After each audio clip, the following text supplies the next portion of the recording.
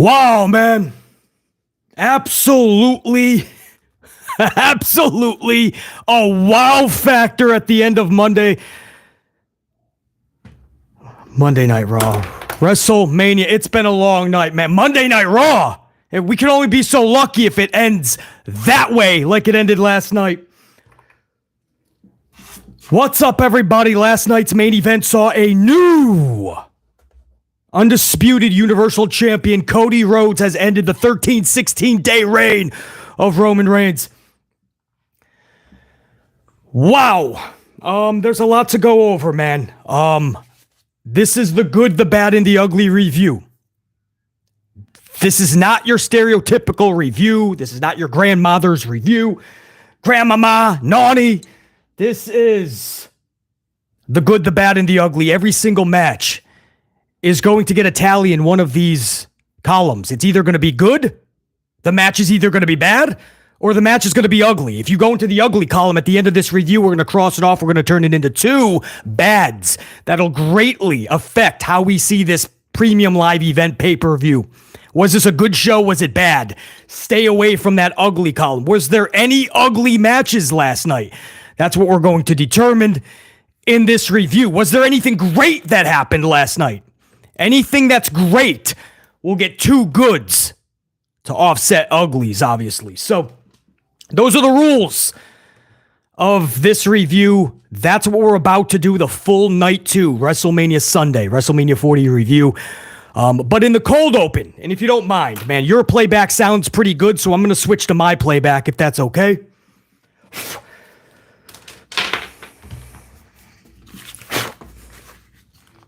Check, check, 1, 2, BC, amplified with his amplified crew. Sounds pretty good on my playback. All right, so that's good. No technical issues, always a plus. My cold open is simple. Just a few takeaways. Number one, like I said, wow, that main event last night, you know BC loves overbooking. There's two people that overbook better than most. Cody Rhodes. A lot of Cody Rhodes matches are overbooked. And Paul Levesque McMahon has always liked to overbook his matches. If you put Levesque McMahon and Cody Rhodes together and they actually get creative and have fun again, this could be a special year plus going forward. Because both love to overbook. Now, some fans don't like overbooking. I get it. If you don't like overbooking, you definitely didn't like a lot of last night's main event. BC loves overbooking. I love when you care, when you institute a lot of different variants and aspects and situations to a match. Pro wrestling, when it's all said and done, as unfortunate as this may sound, is about the moments even more than the matches. What would you ever go back and watch again and again and again? 9 out of 10 times, bare minimum, fans will tell you it's the moments that they went back and witnessed time after time. What we saw last night, you like it or you didn't like it, that's your prerogative. We're going to go through if this was good or not. What does it do? Was there reasoning for all of this? That's what we're going to discuss in this review. That's where that's going to go into either the good, bad, or ugly. And boy, do I have my thoughts on it. I was there live. I watched it back at 4 a.m. I got my thoughts on that main event in this entire card. Also, in this cold open, I want to talk... And by the way, first and foremost, whether you like the dude or not, whether you thought he should have been around a little bit more like BC, I totally get how it makes you more special when you're not. Even Hulk Hogan wasn't there every week back in the day. But with 2 shows, 5 hours of television every week, premium live event every single month, sometimes 2, Hogan never had that in his era. So Roman had to be around a little bit more, and he wasn't. But regardless of whether you liked his reign, loved his reign, hated his reign, thank you, Roman. That was a wild nearly 4 years, man. August of 2020, I believe, Roman won that championship. It's 2024, man. This dude was about to cross Hulk Hogan's record, which was the initial plan. Remember, Rock versus Roman was the main event last night. That got changed. Rock was never walking out with the title. Roman was going to be champion and taking Hogan's record, guys. It was supposed to be Rock Roman. Everything was audible the last second because fans just erupted. But it's wild, man, that it all ended 1,316 days last night. So I got to give mad props to Roman Reigns, man. In all seriousness, when you talk the ones, whether he's the greatest on your Mount Rushmore, at least maybe he's in the conversation because he is a big fight feel dude. And when he turned heel, man, everything changed. When he was forced as a face, it just wasn't connected. When he turned heel, man, this bloodline, especially with the Sami Zayn last year around this time, man, it was all so much fun. The biggest knock is that he just wasn't around enough. But I got to give that dude props. 13-16. That is wild. Number 2, Drew McIntyre. This is just a cold open. I'm not going over the review yet. That'll be in a couple minutes. My cold open is this. Drew McIntyre, what are you doing, bro? You take that title and you run. You run like you just robbed a bank. Don't look back. Don't pass go. Don't collect $200. Just go. You just won the championship. You're going to flaunt around to CM Punk knowing that there's a dude with a briefcase in the back. Drew, what are you doing, bro? Take that shit and run. Don't even go backstage. Go through the crowd, bro. Hit the nearest cab in Philly and bolt. Back to Scotland, wherever you gotta go. Take a vacation off the Caribbean. Damn, Drew. I mean, we're happy for Damien. We get it. I mean, now looking back at it, should have easily been LA Knight, right? That pop when LA Knight comes down that aisle and he cashes in on a heel Drew that CM Punk just gave him on a silver platter. LA Knight's music hitting would have fucking been next level. We would have been out of our seats. And when we come down, we couldn't find our seats. The old school Boy Meets World. You ever see when Sean and Corey and Feeney all jump on the roller coaster? And when they come back, they're all in different seats. That's how wild the roller coaster was. LA Knight's music hitting. We all would wind up in different seats when we came back down. But it was not LA Knight. It was Damien Priest. That's weird. It was heel versus heel. He still got the pop because it's a cash-in, right? But Drew, what are you doing? Take the title and run. It was fun, though, man. He was taunted. I couldn't hear what he was saying there live, and I did some watch back, like I said, at 4 a.m., but I had to forward a few parts. I couldn't watch the whole event back. It was 4 a.m. And again, I was there live, which, by the way, I want to give massive respect to everybody. Much props, much love to everybody I came across from WWE last night. Obviously, I was there with some VIPs, people way more important than me. I was very fortunate to be asked to go this weekend. Not on Saturday, Sunday night, last night. And afterwards, we were invited to the back in a special area and came across so many people, all these individuals that, I get to review their work and even when it's a harsher critique, it's done out of love, right? It's done because we want to see them get better, the show be better. So to come across all these individuals, everybody's so gracious, man. Even people I didn't think watched the channel, and they do. Salute. I got a fresh coffee to everybody that I came across inside that locker room, from suits and ties to actual talent. I appreciate you guys so much, man, and I'm thankful that you do appreciate what I do.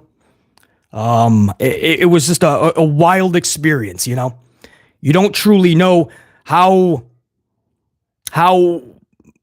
good you are perceived, because you do tell the truth and you are so candidly honest and amplified.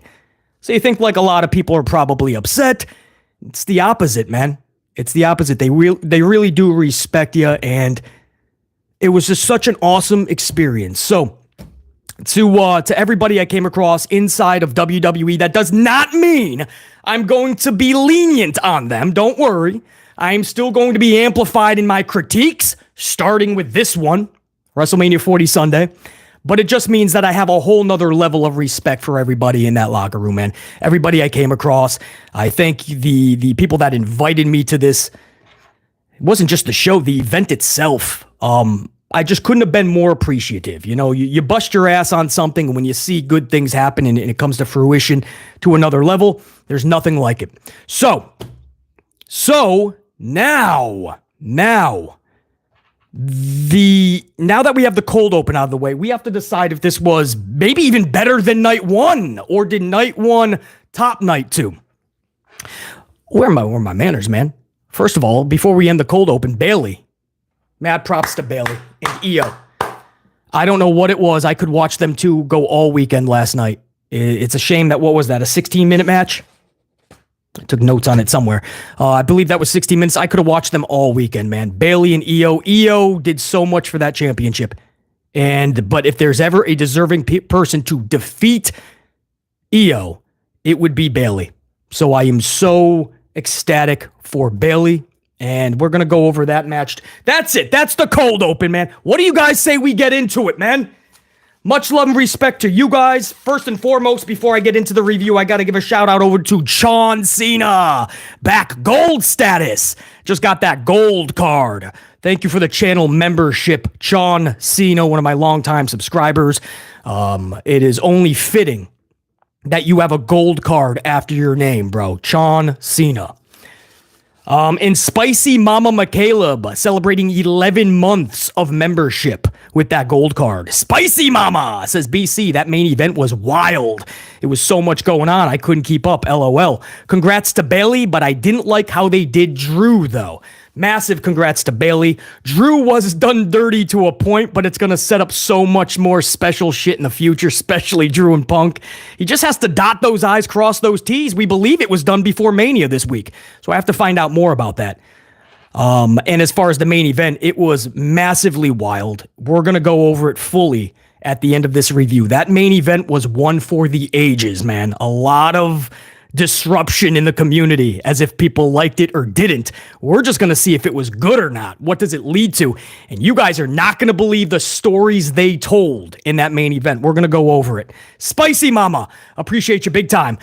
Super Chats, I have to send a massive shout out to the right-hand man on the channel. He is JR9 Gaming. Kicked us off with a couple of 10-spot super chats, man. And JR9 says, one of the best main events ever with two unreal entrances that made it feel like the final chapter and conclusion of a movie.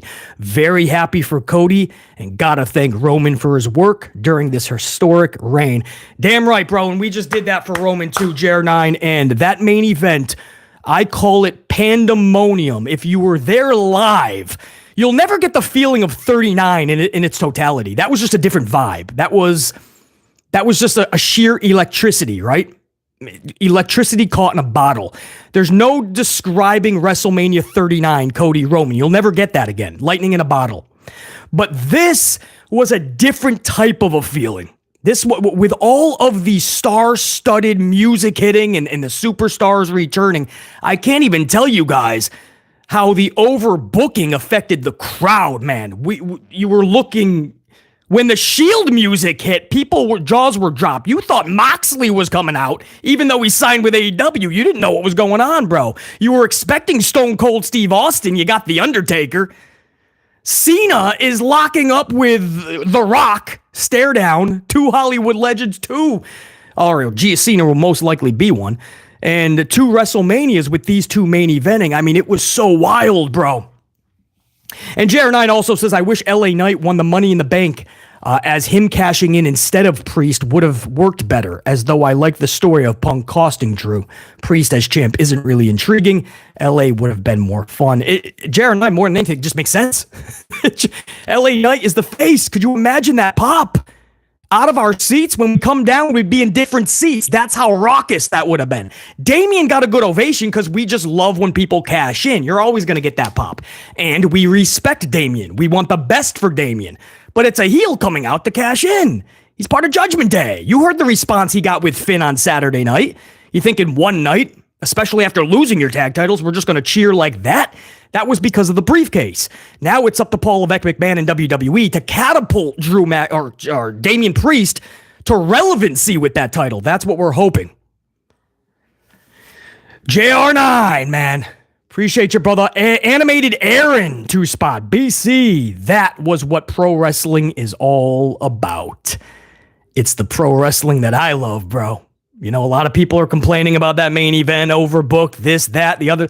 It's the pro wrestling I fell in love with, but we're going to talk about it. Was it good? Just because I like something doesn't mean it was good. We're going to find out at the end of this review if it was good, and we're going to base it on a lot of different factors. That's what sets this channel, this review, apart from everybody else. We literally talk common sense. We pull out the logic. We put the ducks in a row. We do our research, our due diligence. We jump into the history books, and we see what is to come future-wise, man. That is what we're going to do, Animated Aaron, but I agree. As far as my likes and dislikes, I love what I saw last night. Devil Jinx! 10-spot, couple of coffees. Hey, BC, hope you enjoyed WrestleMania weekend. Funny enough, WrestleMania 40 fell on day 40 of my sobriety. Anywho, enough about me. Hope you're doing well. Same to you in the chat. Devil Jinx, on behalf of everybody in the chat, thank you, brother. Congrats on the sobriety. Kicking ass. Keep kicking ass. Here's to the next 40 years of WrestleMania and sobriety. Devil Jinx. Appreciate you. You're all going to get a massive swig when I put some cream and sugar in here, by the way. But Devil Jinx, appreciate you. And congrats, man. And yes, WrestleMania 40 weekend. It's always a lot of fun, WrestleMania. There's just no other way to put it, man. Jonathan S., 2-spot coffee. I done almost lost my voice after night 2. Loved it. Yeah, when you're there live, man, it's a whole nother thing. So when I went backstage and I was seeing some of these people that I knew I wanted to have a conversation with and you know, shoot the shit with, it's like, do I still have the voice to do such? But after Saturday night, I almost lost it. I was live with you guys for 4.5 hours.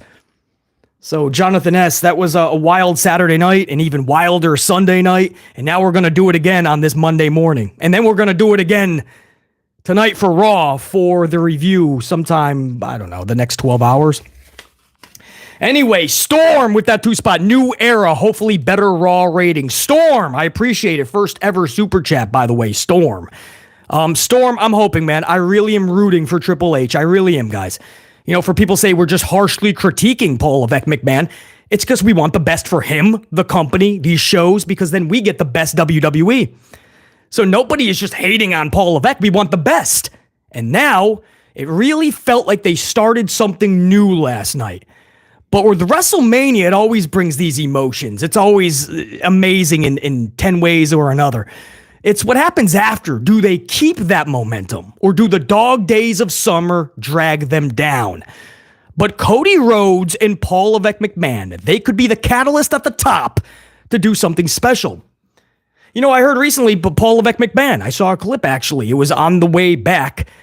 That was on to the studio this morning, and I saw a clip where Paul Levesque McMahon, I believe it was the press conference last night, Levesque McMahon was talking about, it's not just him. He said, I heard Paul Heyman at the Hall of Fame say that this is the Paul Levesque era. Stephanie McMahon started the show saying this is the Paul Levesque era. He's like, this is not the Paul Levesque. He's like, I got a team that is forming. It is Nick Khan. He's the heartbeat of the team. He mentioned another name or two, and I love to hear that because the best Paul Levesque in NXT is with his team. That's when you're going to get the best Paul. It's not when he does things by himself. He struggles a lot by himself. But when he has that team, when he had William Regal and Dusty Rhodes and all these other smart motherfuckers and he bounced ideas off, you got the best NXT black and gold. If you get, Nick Khan is responsible for people like CM Punk coming back and making these bold decisions that even HHH was not ready to make. And then you put these other production people and they're trying new things out on Raw, like the long one-cam entrances, like with Sami Zayn. They're going to be rolling out a lot more, he said, on Monday Night Raw and SmackDown going forward. When you put a good team in place, you can do really special things and make this business, especially more specifically WWE, something special. Anyway, Storm, that was a long-winded response to that super chat, but I just want to say that, I'm really rooting on Paul Levesque McMahon in this, what seemed like a new era. I just hope tonight isn't another 3 hours of a boring Raw. I really hope that they keep that momentum. remind themselves constantly what makes pro wrestling fun. Because last night was just a lot of fun. William F., couple of coffees, 10 spot. William F., salute. After a great WrestleMania, I have my hopes up for WWE again. Triple H, please don't disappoint me. That's it, William F. I mean, we're all in his corner, right? Even if you don't like Triple H, we're all rooting him on, right? We want the best Triple H because that's the best product and we get the best. So, William F., exclamation point, man. Jack Brewer, 5-spot coffee. Gold team, by the way, these super chats. I love seeing the gold. One of the fun and enjoyable WrestleManias in years. Wasn't perfect, but I enjoyed it. So happy for Cody. It was great to see Brandy Rhodes. It was so good. Long overdue. Brandy should have been a part of this storyline. It's a shame they didn't have Dustin as a part of this storyline, by the way, because you have the bloodline, the Anna Y family, the Johnson family, all that. You have that big family, and then you have the Rhodes, which is a dynasty. He just didn't have anybody. It would have been great to have Dustin and Brandy, but to see Brandy last night and joining in that celebration, Jack Brewer, top notch, man. MGM 97, 5-spot coffee, 23 is my all-time favorite, but this one is up there. And if Austin came out, would have been the biggest pop of all time. Also, salute Triple H. No doubt, man. We're all rooting for HHH going forward. And as far as Austin, we were all expecting Austin. I don't know how you guys were watching it, but live, we were expecting the glass to shatter. We kept saying, here it comes, it's coming, the glass is shattering, and all of a sudden the lights went out and Undertaker popped up. I ain't complaining. Ron C, 23, 2-spot coffee. BC, thanks for all you do for us. Woo! The Charlotte Flair woo. She's on the mend, man. They kept her off the show. That's smart. She's doing a really good recovery. She wanted to be a big part of it. I'm glad they did not allow it. Let her rehab. She's going to be back a lot sooner than people think, and I just hope it's better than ever before and there's more of a connection. But Ron C, 23, it's not about Charlotte. He says, thanks for all you do for us, BC. Thank you, Ron C, 23. Even when I was live there last night, I couldn't wait to do this stream with you guys. So thank you, Ron C23. I'm so glad you caught this on an early Monday morning, bro. Jeffrey Ross, 5-spot coffee. What up, BC? I missed the live for Saturday. I was watching with some friends, but I'm here today. Red team, go! Well, this is the one that matters, man. We're going to see if this topped WrestleMania Saturday or was this a bad show. We're going to find out in just a couple minutes. But Jeffrey Ross, good to see you, man. Appreciate the coffee. And hopefully you can stay for the stream entirety. You guys are on fire on this Monday morning. I hope I got everybody. If not, there'll be a separate list when I go over super chats throughout this hour. Let me get into this review, guys. Let's start with match number 1. This is WrestleMania 40, Night 2, WrestleMania Sunday. One more pit stop. Hold on, guys. I gotta make my coffee. Hold on. You want me fully amplified? There you go. You want me fully amplified? We got to have another coffee.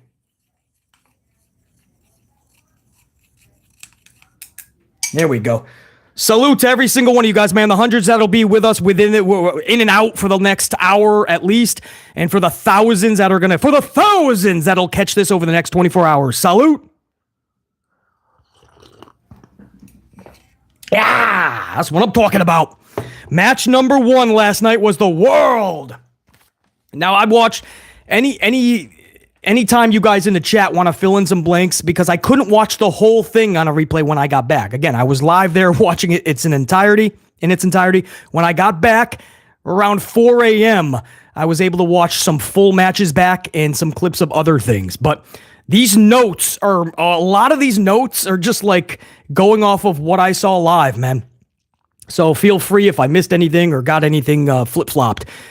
Thank you for smashing those ups, by the way, guys. We're just starting the actual review. We already got nearly 200 on the ups. Appreciate you guys big time.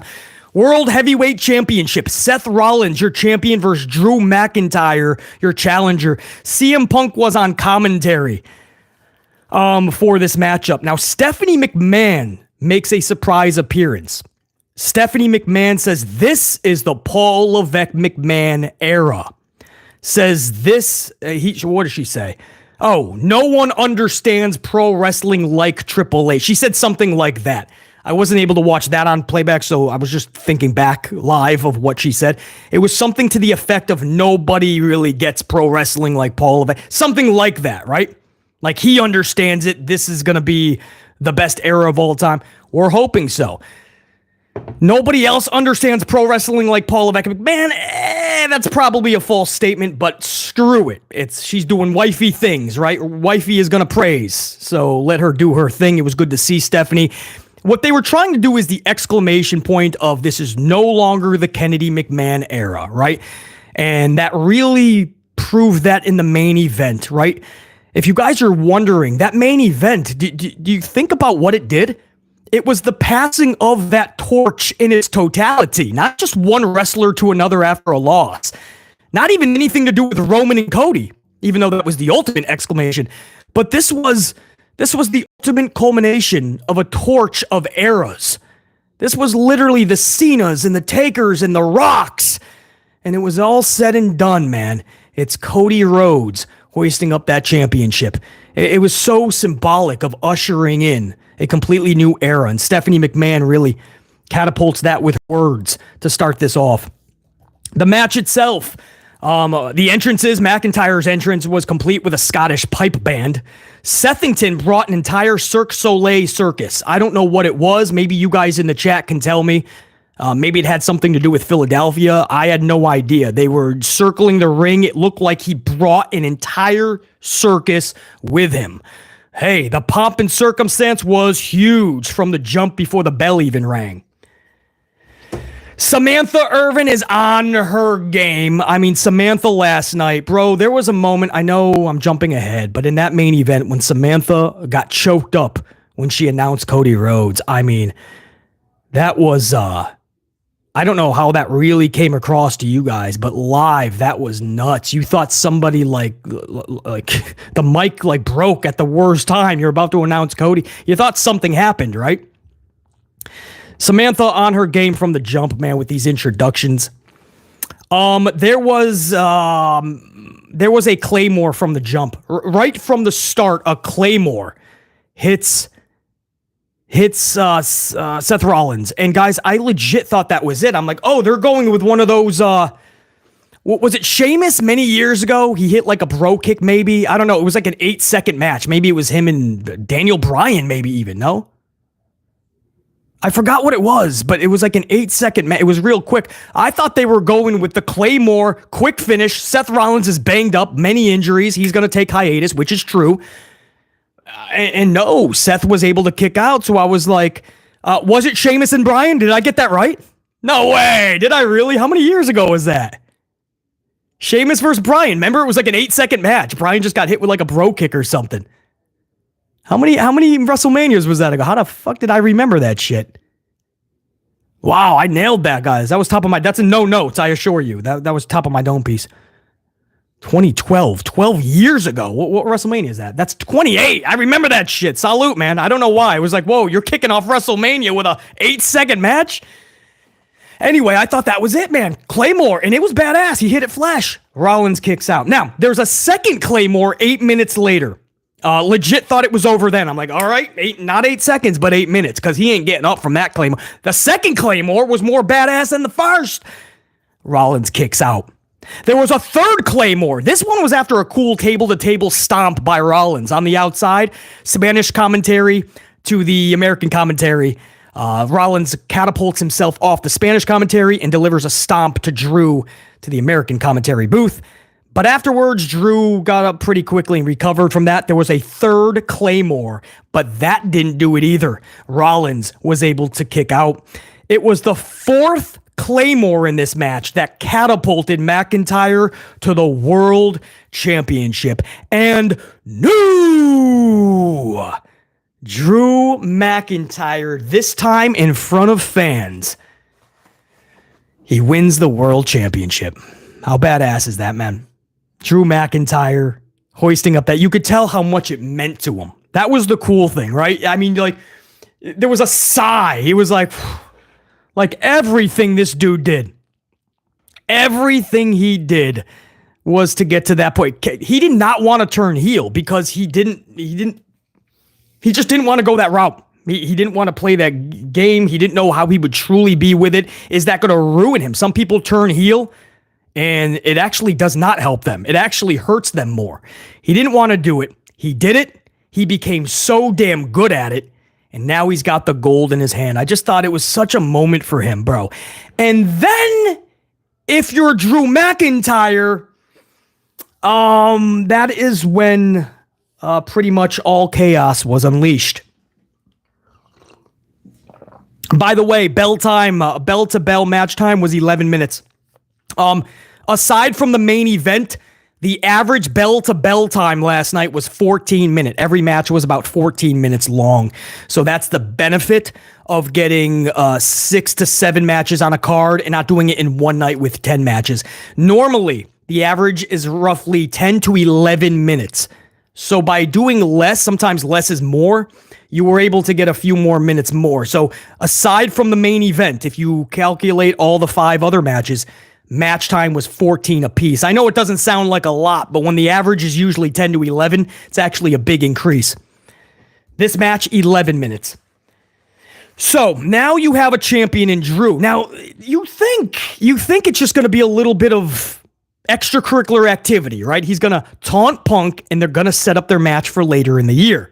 And he does. Looks over to him, even gets on the commentary table, starts talking shit to him. Punk is perturbed. I don't know what he was saying. Maybe you guys know what he was saying. I couldn't hear it. And that part, when I did go back and watch a lot of this at 4 a.m., I couldn't. I wasn't listening to that stuff. So I don't know what he was saying. Live, there was no like mic that was being picked up. So live, you were not hearing any of it. But he was pissing off Punk. That's what I do know. Punk drops Drew, man. Now, even before I'm like, what are you doing, bro? Just get out of there. You got the title. You do know there's a briefcase. Now, the likelihood of Damien cashing in at that point is not good, obviously, right? Chances are, after Drew's big moment, chances are that Damien's not going to cash in. But still, you don't want to take that fucking chance, bro. Get out. Get out. He didn't get out. Talked a lot of shit, and then CM Punk dropped him. Then CM Punk starts putting the boots to him. Now I'm like, well, what if? Let's just play devil's advocate. What if Damien's music hits, bro? Like, this is wild if they decide to go that route, right? So, now what you have is CM Punk literally stomping Drew until he's down and out, and Damien Priest's music hits. Crowd is obviously up on their... We're going wild because we're like, oh, they're going to do this. They're going to do the double change. Not often do you see it, but they're going to do the double change. Most of the time, it's because of cash-ins, but they're going to do the double change, man. And sure enough, Damien comes down. On his way to the ring, he's catapulting like the Ultimate Warrior. He's storming down to the ring with a briefcase and a referee. That's never good news for the person that just won the title. On his way around, he decks Drew with the briefcase. It was just like in passing, you know? He's just on a morning jog and he just hits somebody with a fucking briefcase. Boom! Drew gets knocked out with the briefcase. Cashes in. Bell actually rings. There was a south of heaven. I'm not even joking on this, man. At least live, this like rocked us off of our seats. A south of heaven that pretty much rivaled a 4.8 earthquake on the Richter scale. Okay, you take a 4.8 earthquake like we just had in NYC, and you rival that with that south of heaven, and I'm pretty sure it's the same impact and feel.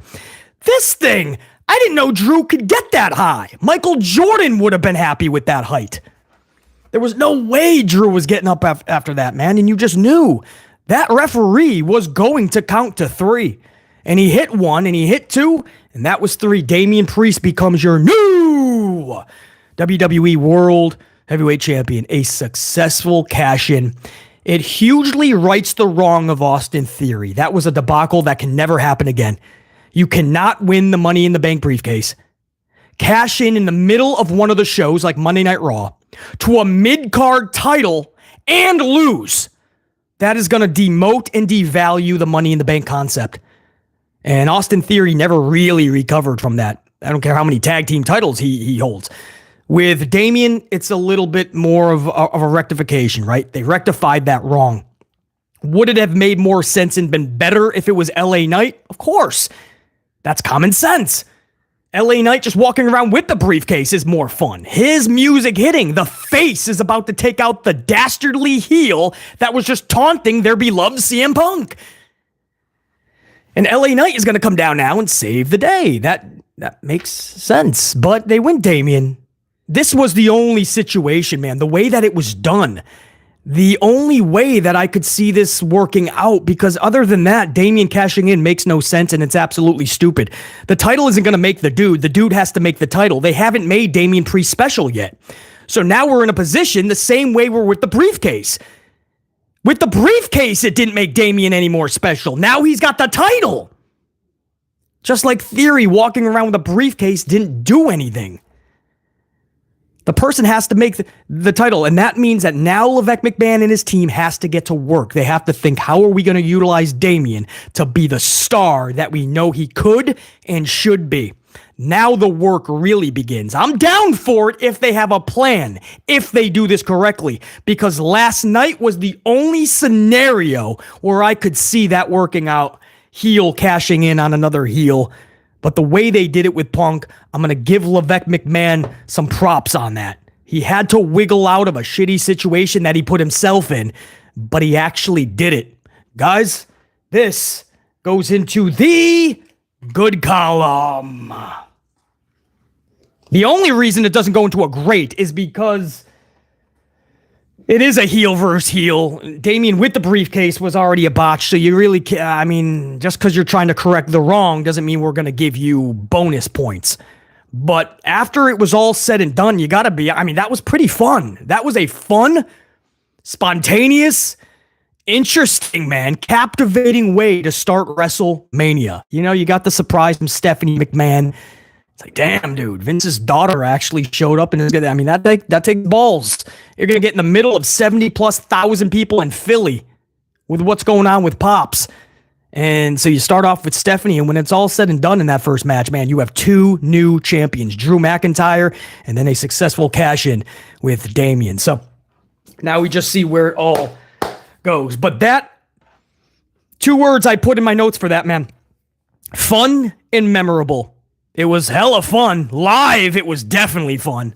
Watching it back at 4 a.m., it was fun and memorable because you ain't ever going to forget that cash in, bro. You know, Austin's unfortunate. Well, Austin's you'll probably remember, but for the wrong reasons, Austin Theory.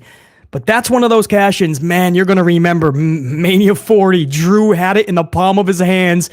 He was so incensed with see, this is where the story was so beautiful. And I don't know, Levesque McMahon, was this just like so many people coming together? But this was perfect. Everything he said about Rollins being too into what's happening with Punk, that he's taking his eye off the ball with him in his title match with McIntyre. Everything he said about Rollins, he ended up doing. He took his eye off the ball. He was too into what CM Punk was doing.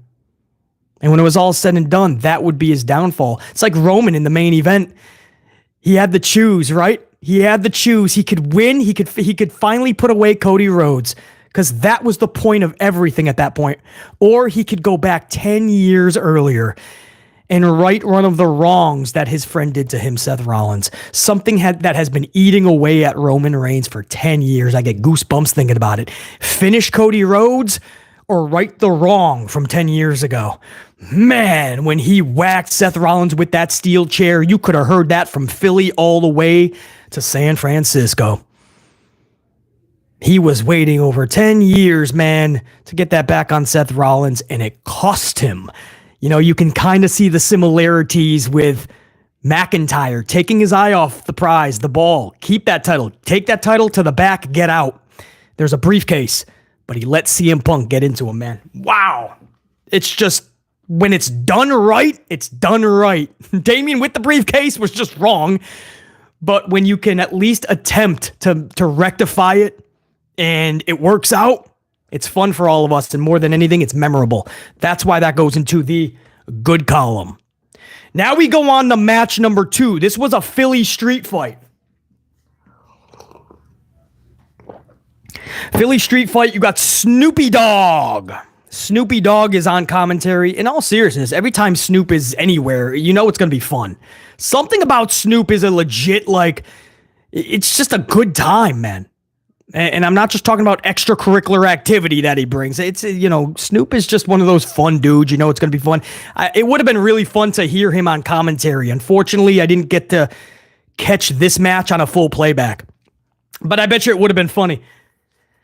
Notes for this one, simple. Bubba Dudley was the special referee. Karrion Kross and AOP versus Bob Lashley and the Prophets of the Street. I love that Scarlett and B-Fab were involved. I felt they should have been involved in this match, like a part of it. Yeah, street fight with the ladies involved. But at least they did get involved. They both went through a table on the outside, I believe. B-Fab, I think, slingshotted Scarlett through the table. I think they both went through. So that was pretty cool. Bubba at some point just started working with the faces. I guess they're faces. Lashley and the Prophets. Karrion, I think, was like talking some trash to Bubba, so Bubba at that point instantly started working with Lashley and the Prophets, even instructing them to get the tables. The finish was, unfortunately, and this sucks. This sucks because it was the actual finish. If this was just a botch in the middle of the match, you can rectify it. The problem here is that the botch was the finish. And when that happens, you can't get that back. So to set this up for you guys, Ford was going to the top for a frog splash. Lashley and Dawkins were going to set up Cross on a table. The frog splash was going to be Montez going through the table. That's the match. The problem is they put Cross on the table just broke. The table didn't just break. It's split in half, guys. It's split in half. That is the equivalent of a magic trick being exposed. It's the same thing. It's the magic tricks of pro wrestling, right? Of course the tables are flimsy. That's why they break so easily, right? So the impact is not as harsh on either opponent. The guy doing the move or the guy taking the move. So the tables have to break easily. They can't be so easily broken that the second you get on it, it literally shatters. The table shattered. It was in like 3 pieces. I'm like, no! If it's the finish, there has to be a special table, and you have to make sure that at least one person can fit on it. One person! So that sucked, because it was the finish. Now what they had to do at that point, they had to completely reset the finish, because in that moment, you have to call a massive audible. You're going to either completely change the finish, go with something more, or you're going to reset the finish, and that's what they decided to do. I'm not against it, right? Unless you're in that position, man, you're kind of thinking on the fly. So they went back out, they grabbed a new table. Now here's where the issue lies, right? This is a Philly street fight, and they're gently, and I mean like, this is like you just made a $10,000 cake for a wedding, right? And you're just putting the last little fucking cherries and stuff on top. And you do not want to fuck up that cake. I mean, they're gently putting little cherries on top. They are gently placing Karrion on this table, and Karrion obviously is gently going along with it, right? Like they're tucking him in for bed, right? Like it's bedtime. The only thing missing was a nice warm cup of tea. Maybe his favorite Snuggie blanket. Maybe you read him a bedtime story. They were tucking this dude into bed on a Philly street fight. Montez goes back up top, and 2 minutes later, we do the botched finish. He jumps off, frog splash, table easily breaks. I wonder why. It's not like they're easily broken. It was a botched finish. Damn, that sucked. Again, if this was middle of the match, you can greatly cover that up, right? The rest of the match, everybody just gets on their A game. Kendo shots have to be a little bit more devastating. Table spots more vicious. Whatever you got to do, right? Man, that sucked. That sucked. As far as Karrion Kross and AOP losing, no, I'm not for that. But you also couldn't have Bobby and the Prophets lose, guys. This was a no-win situation. Somebody has to lose. Nobody can. So you knew Paul Levesque McMahon has to go with the faces going over. I don't have a problem with it in the grand scheme. Originally, I would have done it differently. So you could really make Karrion and AOP look badass. This street fight didn't make them look badass. That's not what we're getting from this. And the botch just hurt it more. Now, was it enough to put it into the bad column? That's the question. And that is where I'm taking it to you guys. You didn't think I was deciding that, did you? Get out of here, man. You guys are getting to work now, man. I'm putting it into the poll. You guys are going to decide match number 2. Hold on, let me set this up, man. So I'm going to ask you guys. Hold on, let me ask the question, then it'll go into your column. Into your chat. Hold on. What was this? Match number 2? What do we got here? Should. Yes. Should the street fight go into the good column? All right, so guys, within the next 20 seconds, a little blue box will pop up in your chat. The question is simple. Should the street fight go into the good column? If you think yes, it was good enough, even with the botch, even with the losers losing the way they did. If you think it should go into good column, just press yes. If you say no, I don't think it was good enough to go into the good column, then I'm going to place it into the bad. I'm not putting it into the ugly. They did all that they were told to do. It was less than 15 minutes in length, guys, the match. They were physical. They beat the shit out of one another. It was an unfortunate botch. They didn't book the match themselves. I'm not going to put it into the ugly. Live crowd didn't think so, and I'm not going to think so. It's just about was it good or bad, and that's where I'm taking it to you guys. So I'm going to put that in the chat. It'll be in your chat in the next 10 seconds. Please, I need at least 100 of you within the next 60 seconds to respond for this to be a valid, democratic vote. And we got 100 votes in 5 seconds, guys. I'm not even joking. That went over 100 in 5 seconds. You guys rock, badass. I appreciate you.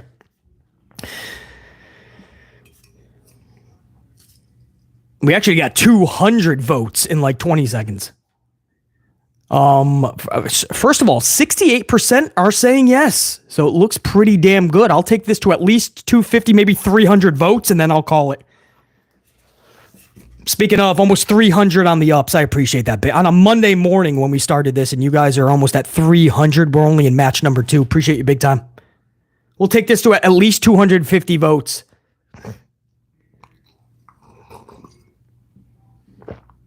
You didn't think I was going to determine if this was good or bad. No. You guys got to go to work too. This is the amplified unit, man. La Familia has to rock out too, man. You guys got the tough decisions. You got to make them. Was this good or bad? Match 2, the Philly Street Fight. Karrion Kross and the AOP versus Lashley and the Profits. That's 250. We're over to. We're going to 300 votes. I'm going to end the poll. It's 70-30. That's pretty much. It's headed toward a landslide. It's about to be 75-25. 70-30. The final tally says 70-29. You guys are saying that was enough to be good. And I will always go with the unit when they have spoken.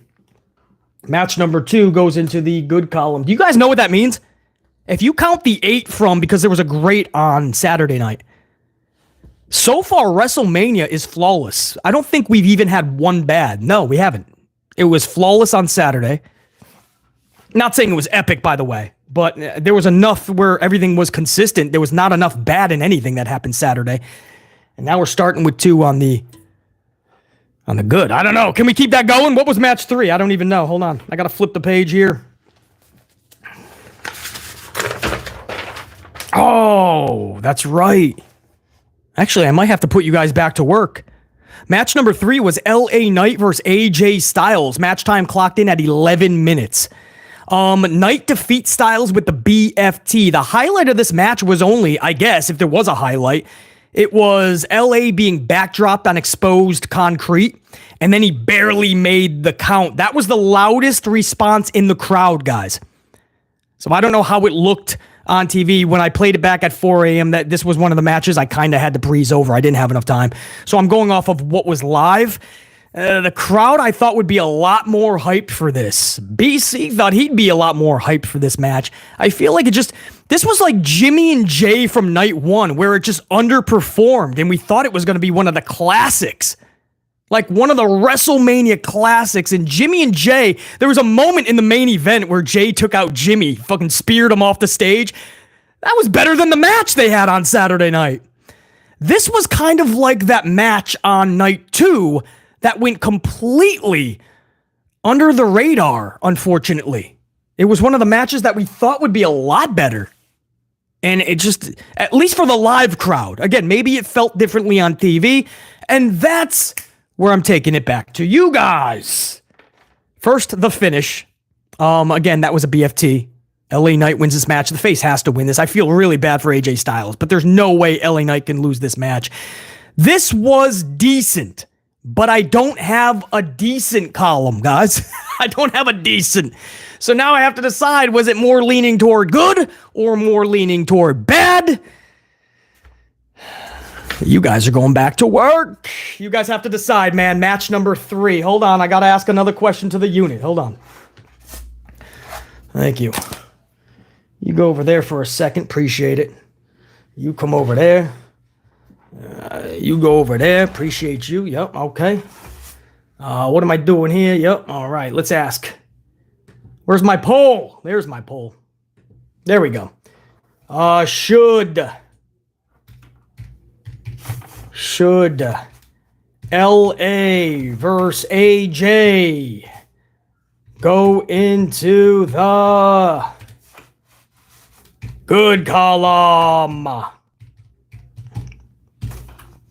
Okay, so same thing, guys, as a couple minutes ago for match number 2, the Philly Street Fight. I'm going to ask you now on match 3, should LA Knight versus AJ Styles go into the good column? It's not going into the ugly. Again, I was there. There was nothing that made that crowd go, wow, what an ugly match. This is so boring. This is so bad. Nothing. It's not going into the ugly.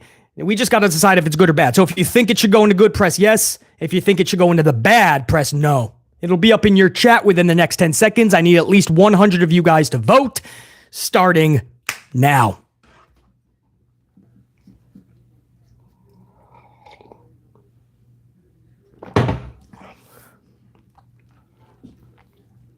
We already have 100 votes too, by the way. Badass. We'll let this go to at least 250. 90-10. You guys were like, nope, I thought it was good. Love it.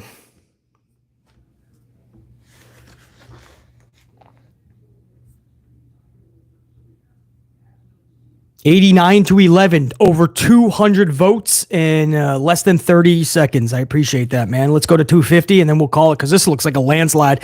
This is the first poll that we've done all weekend that has an actual, like a landslide, like a 90-10 type. So you guys were definitely feeling this match. That's awesome. The crowd, it wasn't, we thought it would be more. I think that's just what it is, you know? So I guess it came across a lot better on TV. That's badass. Sometimes that happens. Live crowd, it was just all the sections were pretty much saying the same thing. You know, we were expecting a little different, a little bit more.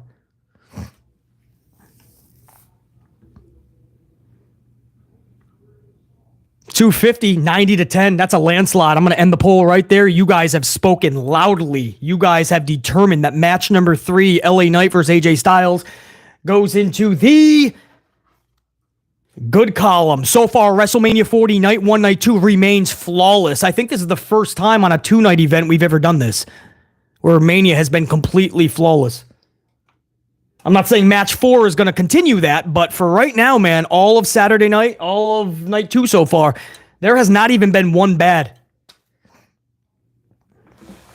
Damn, that's badass, man. 89-10 is the final tally with over 250 votes and in 1 minute of voting. You guys fucking rock. I appreciate you guys, man, because there was no way I was determining this. I definitely was going to bring in the amplified unit to make this as fair as possible.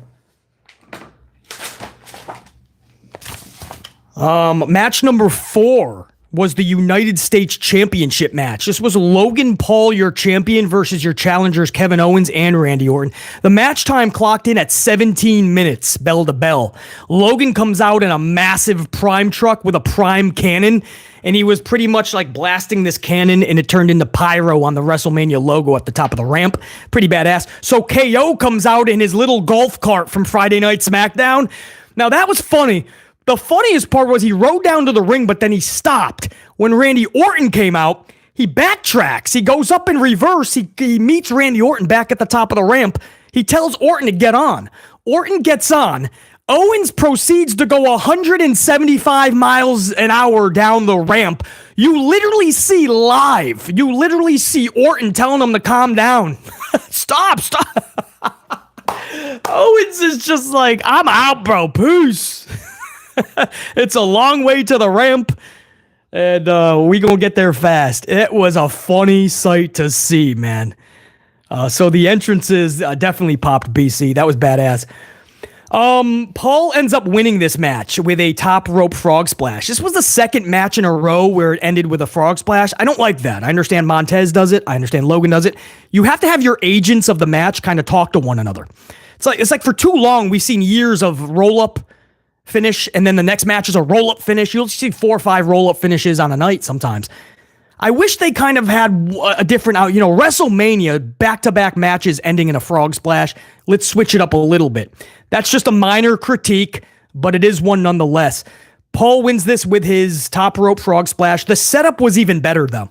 The setup was Orton hitting Owens with an RKO off of a pop-up powerbomb. Please, if you didn't see it. If you're just listening to BC's review, but you didn't watch WrestleMania, think about that. Owens pop-up powerbombs Orton, or at least attempts it, right? So he catapults Orton in the air with his pop-up powerbomb. And on the way down, Orton connects with an RKO. Bro, it was one of the best. His WrestleMania RKOs are always supreme. I remember when he did the Seth Rollins one. Rollins was going for the stomp. Orton launches him into the air, and on Rollins' way down, he gets caught with the RKO. That's probably the best RKO I've ever seen. But this was so much fun, man. I like the setup to the finish more than the finish. During the match, a highlight for a lot of people, somebody in a Prime bottle. I don't think it was KSI or KIS or whatever he calls himself. I don't think it was him. But somebody was in a Prime bottle dressed up, and was it an RKO? What did they take? I forgot what they took now. I don't even think I put it in the notes, man, because I couldn't go back and watch that after. This was just when I was live. I'm going to say it was an RKO. I believe he took an RKO through the commentary table. I wish I had it in the notes. Somebody can correct me in the chat, because I'm just going over what I witnessed live. But it was an RKO, I believe, through the commentary table. So whoever was in the Prime bottle, he got his ass whooped. So that was the only other huge highlight. Other than that, the match was good, and I don't like schmaz matches. I don't like triple threats, fatal four-ways. It's too many parts, and it's too disorganized, and I feel it's lazy booking just because you didn't want to promote a challenger and a champion the right way. But these three, guys, they all just worked flawlessly with one another. The crowd was on our feet for most of this match, by the way. I can't say for every section, but I mean, most of the crowd for most of the match was on their feet. There was so much going on, but it was done beautifully and, again, flawlessly. Now, you say, okay, well, that's because Owens and Orton, BC. Dude, you got to give Paul some credit. This dude is still new. And he just hung, what was the match time? 17 minutes bell to bell with Owens and Orton, and Logan Paul was flawless. He had one hiccup. He went to do his, like the buckshot lariat. When he tumbles over the top rope like a buckshot lariat. I think it was the buckshot lariat he was going for. And he was going to go right into the Orton scoop slam. You know the scoop slam? Dustin Rhodes, Randy Orton are the masters of the scoop slam. They do it so beautifully and so flawlessly. So it was supposed to be like the buckshot lariat, but right into a scoop slam. But Logan Paul lost his footing. Orton, by the way, if you guys go back to that spot, you want to know how good Orton is? Watch that botch by Paul. Orton didn't skip a beat. Orton wasn't phased at all, dog. Randy Orton never skipped. When somebody botches, the pacing's off. That's just pro wrestling. You guys know. Is JR9 Gaming still up in here? Christopher Blackshear knows it. Kappa Owens, Giorgio Arcade, Unique Butterfly, Kelsey, Op Times Trey, Dantisha, Nelly, Outlaw. You guys all know. Prime Killer, Eric Leno. You guys have watched enough pro wrestling. If somebody botches, unfortunately, the train goes off the tracks. You got to try to reel it back in. Randy Orton, scoop slam. He didn't miss a beat, and it was so flawless. I got to give that guy props. What the fuck? Not many wrestlers can do that, man. It would throw him off track. This dude patiently waited in the same position and still connected. Flawless. Fucking Orton, bro. And for Logan Paul to pick himself back up, that was his only real botch, man. I gotta give all three so much credit for a triple threat, pretty fun, and almost damn near flawless. They worked so well together. Can't give it enough. I don't. How much praise can you give before you finally say BC? Put it into the column, dude. Match number 4, the United States Championship match. Logan Paul retains. That goes into the good column. WrestleMania 40 so far remains flawless. Will match 5 deliver? What is match 5? The Women's Championship. Bayley, your challenger versus champion Io Sky. Match time clocked in at 16 minutes, bell to bell. Bayley's entrance was some like temple goddess shtick. I don't know what were they saying on commentary. What was the story behind it? I saw a bunch of like temples. If anybody saw the actual telecast of it on Peacock or whatever, the WWE Network, somebody put the story in the chat. But there was I don't know what the shtick was, but it was like a temple goddess or something. I don't know. It looked pretty good though. Pretty badass entrance. And for Io, she just had like, it was a much more simplistic entrance, but it was so badass. I mean, live, the visuals. I mean, she just came across as the superstar that she is. Egyptian pyramids, yeah. Egyptian pyramids. Something about Egyptian area. Oh, in California, an Egyptian. Oh, she is from California, so there's some significance from the area she's in. Yeah, pretty cool. And Io just looked like a superstar. She comes out with the damage control, but at a certain point, I believe Asuka, Dakota, and Kairi ended up going back. I don't think they made the whole walk with her. Samantha was on her game with the introductions, obviously. I'm not saying this was one of the best women's matches ever, guys. Trust me. But for some reason, I could watch these two wrestle all weekend. I don't know what it was. I was just in wrestling bliss at that point. Not Alexa Bliss, but I was in wrestling bliss just watching Bayley and Io. It was just, it's everything I just want in a matchup, especially a women's matchup. Just fucking wrestle like you both want it more than the other. And you got that vibe from the two. Bayley ends up defeating Io via a badass sequence. There was Io reversing a rose plant. And guys, it was so nice. So picture it, right? Bayley tries to hit the rose plant. Io catapults headfirst out of the rose plant on her feet. Turns around, literally walks into a clothesline.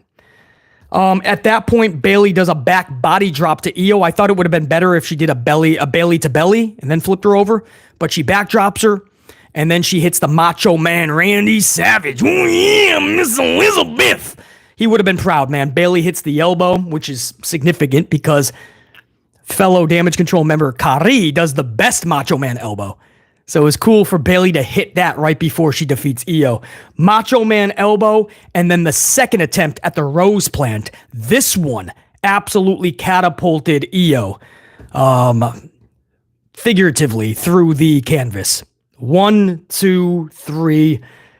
And new Bayley becomes your women's champion. Crowd was firmly behind Bayley.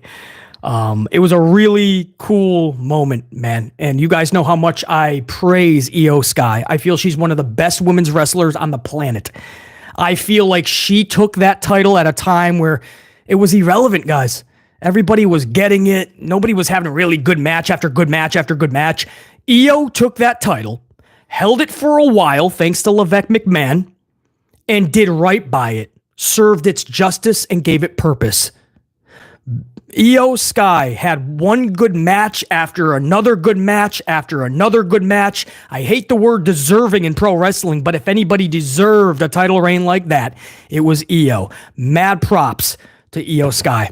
And Bayley has waited and waited and waited for that moment on that stage in front of that crowd. I could watch that all weekend long. Bayley becomes your new champion, man. And off to the races. How much fun is that going to be? Get creative, have some fun. I think this could be another could be back-to-back good championship reigns. Is it going to top what Io just did? Are we going to have that many good matches like Io just had? We'll see. If anybody can do it, it is Bayley. She's had some nagging injuries. She's had to take a couple steps back than what she used to be. But that don't mean she can't connect every single time she's out there defending. So, match number 5. Bayley defeating Io, becoming new champion. That goes into the good column, guys. That goes into the good column, and we are flawless going into the main event. Flawless for the entire WrestleMania weekend. And this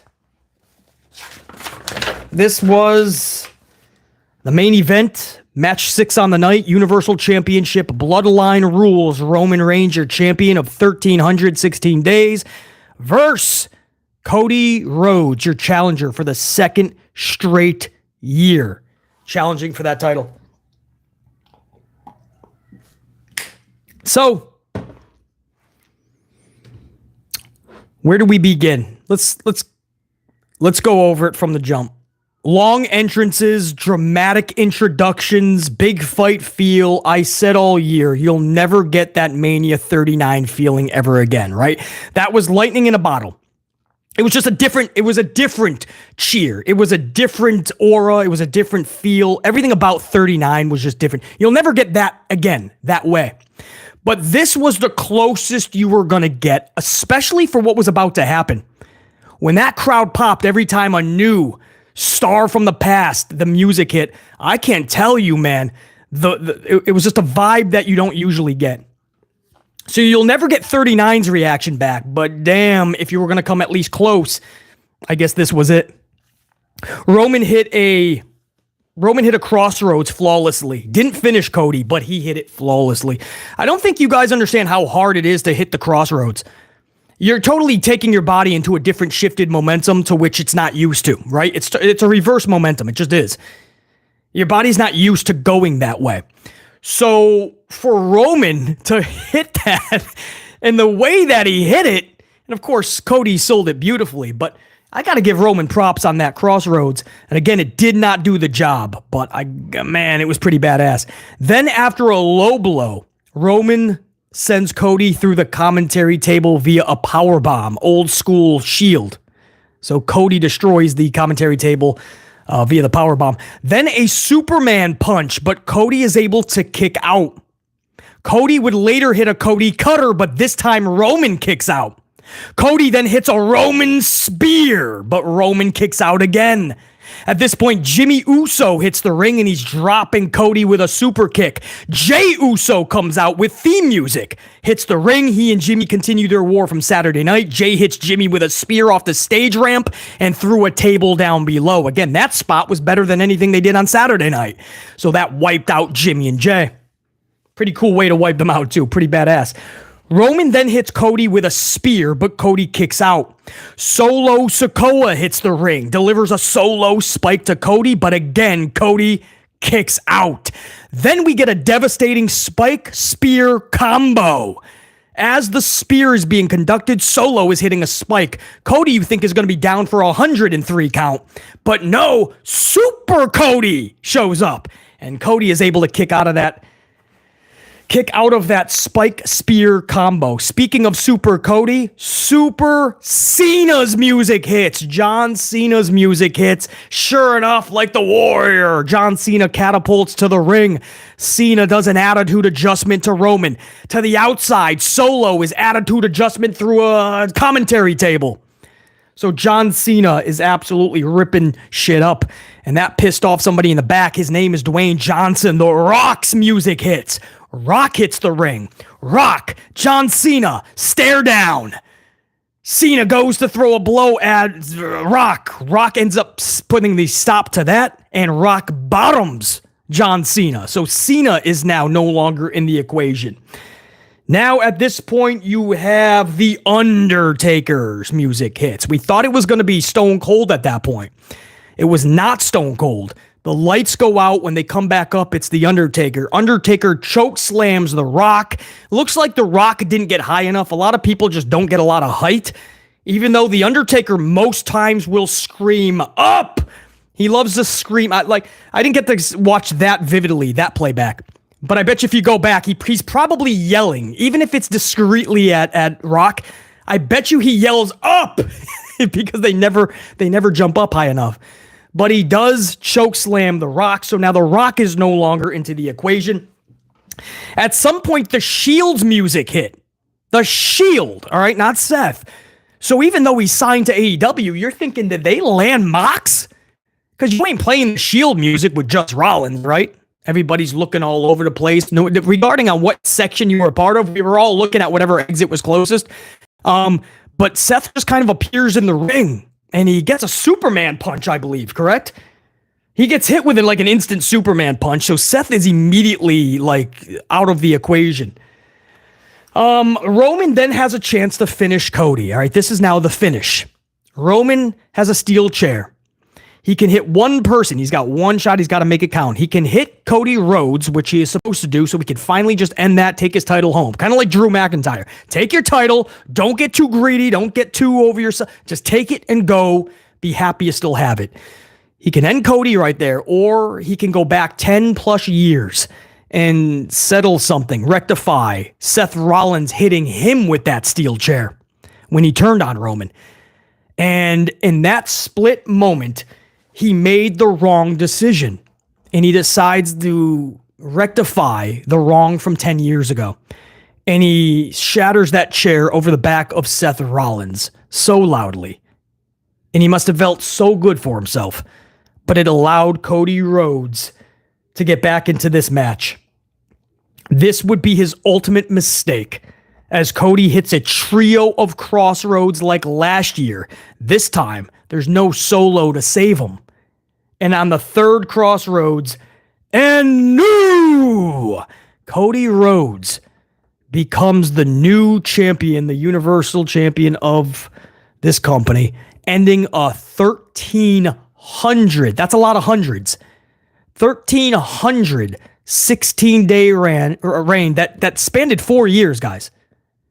August of 2020, all of 21, all of 22, all of 23, and a good chunk of 24. It spanned 4 different years. You didn't see that since like the 80s. Hulk Hogan did it last, I believe. You don't see that. And it all ended last. I mean, the significance of that. And I'm glad that they gave it like 12 minutes afterwards, bare minimum, I think is what the TV audience saw, the premium live event audience. Of course, it carried on for us live. But you saw Brandy Rhodes out there. You saw CM Punk was out there, John Cena, a lot of the locker room. And it just... The story here was so special because it was like the passing of the torch of eras. You know, everybody says, oh, it was too overbooked. I love overbooked. So you got to know I was loving this. I love overbooked matches, man. And that's something that Cody does a lot with his matches, and it's something Triple H always used to do, overbook matches. It reminded me of the WrestleMania with the NWO helping Triple H. Right? Was it Triple H? Yeah. NWO comes out. It was almost like WCW versus WWE. It was completely overbooked. Shawn Michaels was out there. You had Hulk Hogan, Kevin Nash, Razor Ramon, X-Pac. It was completely overbooked for Triple H versus Sting. It reminded me of that, where all of these other factors are going on. You forgot there was a match going on. But it works, man. It works if done correctly. So I love overbooking. But does it make sense? I agree. Are you overbooking just because you're overbooking and it doesn't make sense and it's just going to take away from the match? Or does it make sense? If you think about it, is there something more at play? I don't think it's overthinking anything if we think this was the old, all of these dudes came back. The Undertaker, The Rock is in there, John Cena. And they're all, it's like they all show up in this moment where this new era is happening. That's not coincidence. It just felt right. And just to see Cena in there, just laughing and really like enjoying Cody's title reign. I mean, it was like, it's not the passing of a torch from wrestler to wrestler after they lose. And you're passing it along to the next big wrestler for the next 10 years. This was a much bigger torch being passed. This was an era truly ending. The Vincent Kennedy era is like done. And this, whether people like it or not, whether he's going to be good at this or not, we're going to all find out. This is Levesque's era. He claims he doesn't want it to be, but that's what Stephanie proclaimed it. That's what Paul Heyman claimed it was. And that's what it is. Now it's up to him to take this ball, keep the momentum that you had from WrestleMania and keep it going. We're all going to be supporting Triple H. We hope the best. This weekend was good, even great at times. Keep that momentum, man. The symbolic nature of all of these legends being in that ring just felt right. And when it was all said and done, you just see him celebrating. CM Punk went in there, man. CM Punk holds his hand up. John Cena's just on the road. Cena is like smiling like, damn, what a moment. Yeah, that's cool, man. But even more, you want more story being told? Look at the people that were in there like LA Knight. How many people did Roman and the Bloodline screw over the last 4 years? A lot of them were in that ring.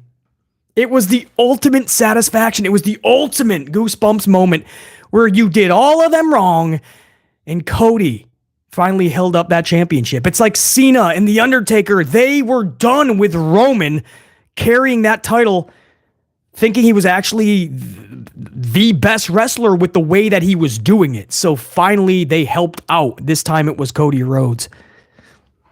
The story, man. The story. Like guys like LA Knight, seeing him in that ring. Everything I just felt worked. I don't know if it was meant to be that like perfectly like that's just how Levesque McMahon and Nick Khan and his production and the agents and the wrestlers, they all came together. That's exactly what they were planning on telling, but that's how it was told. And for those reasons,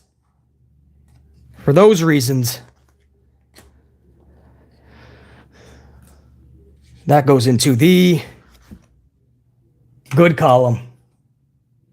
And the fact that they let that celebration breathe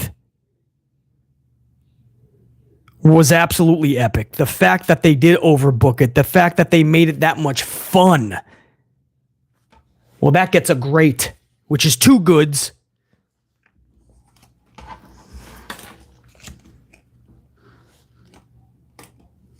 So WrestleMania Night 2 is getting 8 in the good column. That makes a flawless weekend. 16, I believe, is the good. I think they scored 8 on Saturday night as well. Another 8 tonight. That is 16-0. This was a flawless WrestleMania. Was it one of the best of all time? I'm not saying that. It was consistent with a lot of fun and memorable moments. Champions in situations that make sense and have a real good opportunity to be something special going forward. And that's all we can ask for. I did not see anything that was truly bad. There was botches, misplaced booking, poor choices, but everything in its totality for that giving situation or match or card or night wasn't enough bad. Guys, WrestleMania 40. Did you like it? Did you not? Sound off, chat. Did you like WrestleMania 40 in its totality?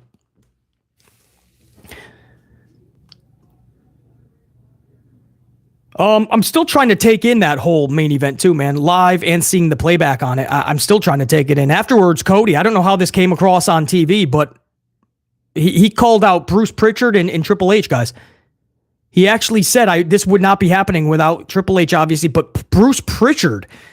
And a lot of people were like, well, it's not a true Levesque McMahon era unless Bruce Pritchard is out. Well, guess what? He's not going anywhere. That's still Levesque McMahon. That's one of his right-hand men, just like Vinnie McMahon. Bruce Pritchard is still a big player in that company. So if you're one of those people that thinks it's not a true new era until Bruce Pritchard is gone, I don't know what to tell you. He ain't going anywhere. But Triple H did say that he's developed a really good team. Nick Khan is actually leading this, guys. Paul Levesque McMahon admitted that last night. Like, this is Nick Khan's WWE. And you guys, he's like, you don't understand. Like, Nick Khan is a heartbeat of this place. And Nick Khan is the CEO now. He's Mr. President. He's the head honcho. He's the Vince McMahon, guys. Everybody thinks it's just Levesque McMahon. Nick Khan is the new Vince McMahon. We're just hearing now how much of the new Vince he is. Nick Khan is the guy making all the decisions. So it's just funny, we'll still be talking about HHH more than anything, but Nick Khan is pulling all the strings like Kennedy used to do. Loved it. Yes, they showed up, showed out. Let's go. It was awesome in the Miz voice. Good weekend in its entirety. Yes, loved it. Got some super chats coming down. I'm going to make sure I get to those actually right now, or in a minute. Definitely. I'll make sure every super chat gets accounted for. Great for this year, WrestleMania 40. Stanley Gamer, Nick's just doing the CEO position correctly. Yeah, right, man. Right. He's hopefully make this more fun again, man. Vincent Kennedy, man. The last 10 years, he just took his eye and other things just off the ball, unfortunately.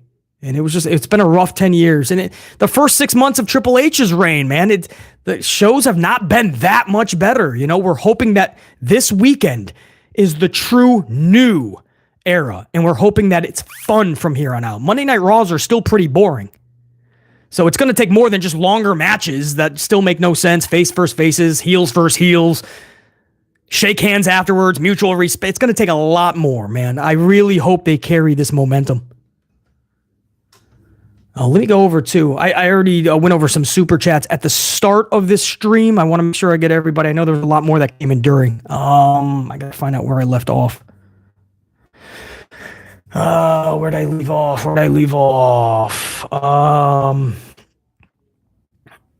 Jeffrey Ross, 5-Spot Coffee. Also, I've been waiting to hear your thoughts on the cash-in. Jeffrey Ross, but by now, that probably super chat was before I went over match 1.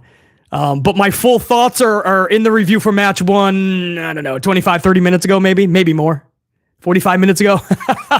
But Jeffrey Ross, yes, I had a lot of thoughts on him. Make sure you check that back if you didn't catch it already. But I think that super chat was before. Appreciate it, Jeffrey Ross. Glad you were able to catch this one, man. And hopefully you caught Saturday nights, even though you didn't catch it live. Dwayne Piazza, 2-Spot Coffee. BC, I think Seth's outfit gets 20 uglies. I probably could do that, man, and you guys would be okay with it, right? Seth Rollins' entrance and but they put a lot of work into it. And so for that reason, I do respect that. Dwayne Piazza. Ad Coleman, 5-Spot Coffee. Ad says, I didn't like the main event. I didn't remember any one-on-one WrestleMania main event that at the end of the night included 9 men. I hear you, Ad. It's one of those things in the community where I started off this live stream. I told you it's kind of divisive, right? You have the people that absolutely loved it, like BC, because that's just what made me fall in love with pro wrestling. It's the moments, it's the spectacle, it's the larger than life characters, it's the outrageous, it's the outside the box. I love it. I don't need to see 45 minutes of wrestler A and wrestler B doing all these moves just so we can give it 5 imaginary stars. I don't need that. I want fun, man. I want memorable. I want to be captivated. And that's what the main event did for us. And then there's those wrestling fans where it's like, I was hoping for 40 minutes, a battle where Meltzer's going to give him 6 stars, and a clean finish where, it's just a deciding factor that Roman got beat and there's no question marks. But that's not pro wrestling in its totality, and this match was never going to be that. When you heard it was Bloodline Rules, when you knew The Rock was involved, when you heard the chatter that Cena and maybe even Austin could show up, you knew all the Bloodline was going to get involved. It's Bloodline Rules. You kind of knew where we were going with it. It was just about if it's done correctly. Some people say no, they see no reason for it. I see a lot. I see a lot of good story being told in this. Even The Undertaker. Dude showed up because he's done with Roman doing it the way Roman's been doing it. Roman even beat The Undertaker at Mania. So he's like, all right, you got me once at Mania, but this is still my show. And you're not going to continue on like that. So even Undertaker had a purpose, I felt. Ad Coleman, much respect though, man. Everybody's going to have their way they viewed it. If somebody else has a different type of a board, they may have a bunch of uglies for that main event. I hear you. I totally respect everybody's thought process on it. I just know as a fan live, on the playback, thinking about it now, that's what made me fall in love with pro wrestling. Ad, I appreciate you, man, and the thoughts on it. JG1988, 2-Spot Coffee, the table turned heel. Laugh my ass off. Oh, on the Street fight, yeah. Yeah, that table was not having it, man. Karrion Kross gets on it, and that table shattered, and the faces were like, oh no, that was our finish. So then it took 2 more minutes to reset it. And like I said, it was the gently placing Kross on it on a street fight. Live, we were like, oh man, that sucks. JG 1988, too funny. Kappa Owens, 2-spot coffee, random, but I loved Io's entrance, felt model-like. Yeah, that's what I mean. When you see Bayley's entrance and then you get Io, it's just a lot of visuals. But man, did it really give you the vibe that Io is a superstar? Because she is. So even though it was a simplistic entrance, visual only, man, it just fit her, and Damage Control as a unit coming out on the top of the stage was absolutely perfect. Kappa Owens. Strict Tango, 2-spot coffee. Hello, BC, just stopping by. Hope you had fun last night. It was great, and again, being able to go backstage, WWE, and everybody being so awesome, receptive, finding out there's a lot more people in that locker room that actually watch the channel. Salute. But it was a good time, and to everybody that invited me out, it's one of those things you're truly appreciated in the community. I start this thing as a hobby. It still technically is. It's just, when you start to get more successful, it becomes a lot more work that goes into it and is put out to you guys. But to know that it's appreciated from the people within the industry so much, you don't really know that fully until you're in those locker rooms. So it's one of those nights I'll always remember. And I'm so thankful to everybody inside the walls of WWE that were so gracious to BC. So Strict Tango, yes, thanks for stopping by. Had a great night, and hopefully you enjoyed WrestleMania 40, Strict Tango. Savage! 1024, The Punisher, 10-spot, couple of coffees. I'd like to say thank you, Roman Reigns, for captivating me and BC and so many others in this lifetime, and congratulations to Cody, the new WWE champion. Rest in heaven, Dusty Rhodes. I know you're proud. Yeah, Savage 1024, The Punisher. Thank you, man. So good to see you up in this chat. Appreciate the coffees. I'm going to add to that, Savage. Not only Dusty Rhodes being proud, Dustin was in the skybox last night, guys. How cool is that? Because all I was thinking last night, guys, well, many things, but man, where's Dustin? Like, he really should have been in that ring celebrating. I know he's a part of AEW. I'm not saying he had to get involved, because that's a risk for Tony Khan to get involved and get yourself hurt. You don't want that. But just to celebrate, maybe they could come to a deal. Obviously, that didn't happen. But Dustin Rhodes, guys. Dustin was up in the skybox with AEW's Ricky Starks, and who else was up there? What's the dude's name? He's the coach with Cody. They got the school, man. What's his name? He left AEW and then he just got back. He was with Powerhouse Hobbs. I can't think of his name, man. Anybody in the chat want to help me out? QT Marshall. Thank you. I couldn't think of it. QT Marshall. Thank you, guys. Dustin, Ricky Starks, QT Marshall, and a couple other AEW tests. So there was like a little AEW skybox.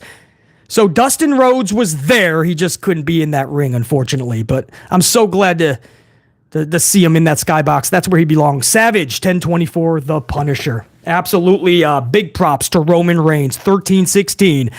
And now he can go on a vacation and everybody won't be so antsy about it, right? Josh C, 2-spot coffee, top show, Triple H delivered, to be honest. BC equals GOAT. I appreciate those words, Josh C. And I do agree, man. Triple H pulled it out this weekend, and I hope that carries on, because we want nothing more on this channel, and I think I speak for the community when I say we want nothing more than the best from Triple H, because then we all get the best. The talent, the fans, WWE as a whole, bro. Josh C, appreciate you. Jonathan S, 5-spot coffee. It was like watching WrestleMania 10 with that celebration. Absolutely, a couple of them. WrestleMania 10 was the Bret Hart one, correct? Bret Hart and Owen Hart. I think Owen beat Bret Hart. And then that night, I think Bret Hart beat Yokozuna. Yes. And then the celebration where they lifted Bret Hart on their shoulders. And then there was obviously like the confetti pyro celebrations like Daniel Bryan. The boyhood dream becomes a reality like Shawn Michaels. The beer bash like Stone Cold at 14. But to have that many people in the ring And CM Punk, John Cena, Brandy, his wife, like Bruce Pritchard. I mean, you're pulling back the curtain, man. Bruce Pritchard, Triple H. It's like, at ringside, I don't know how it came across to you. Michael Cole looked like he was almost in tears, man. Samantha Irvin was choked up doing the Cody announcement that he won the championship. I mean, they were literally like, you felt like this was a new era, whether they like it or not, whether they love Triple H or not. You felt like something just shifted. And thank you guys on the ups. I just noticed that's we already hit 300. We're going toward 400 on those ups. That helps the algorithm later. I appreciate that. I just noticed it. But you felt like something shift, man. And like everybody was just so super emotional. Samantha Irvin, Michael Cole, everybody looked like they were in tears, bro. I don't know. It was a special feeling. I can't really describe it. You never like think like you'll get that. And in pro wrestling, I mean, a lot of us have been watching for years. We kind of get jaded by it.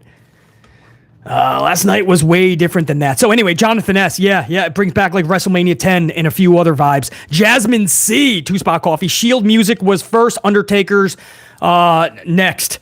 With the final boss. Yeah, so the Shield was first, then he got knocked out by the Superman punch, then I believe Taker came out, something like that. A lot of that was just live viewing, and I jotted down afterwards on the notes.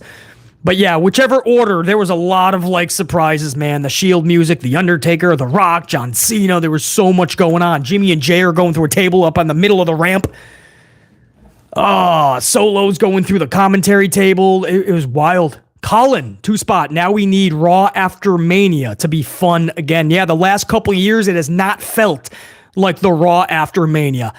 All hands on deck. Let's rock this mofo tonight. Rock this Monday Night Raw, man. Let's keep that momentum.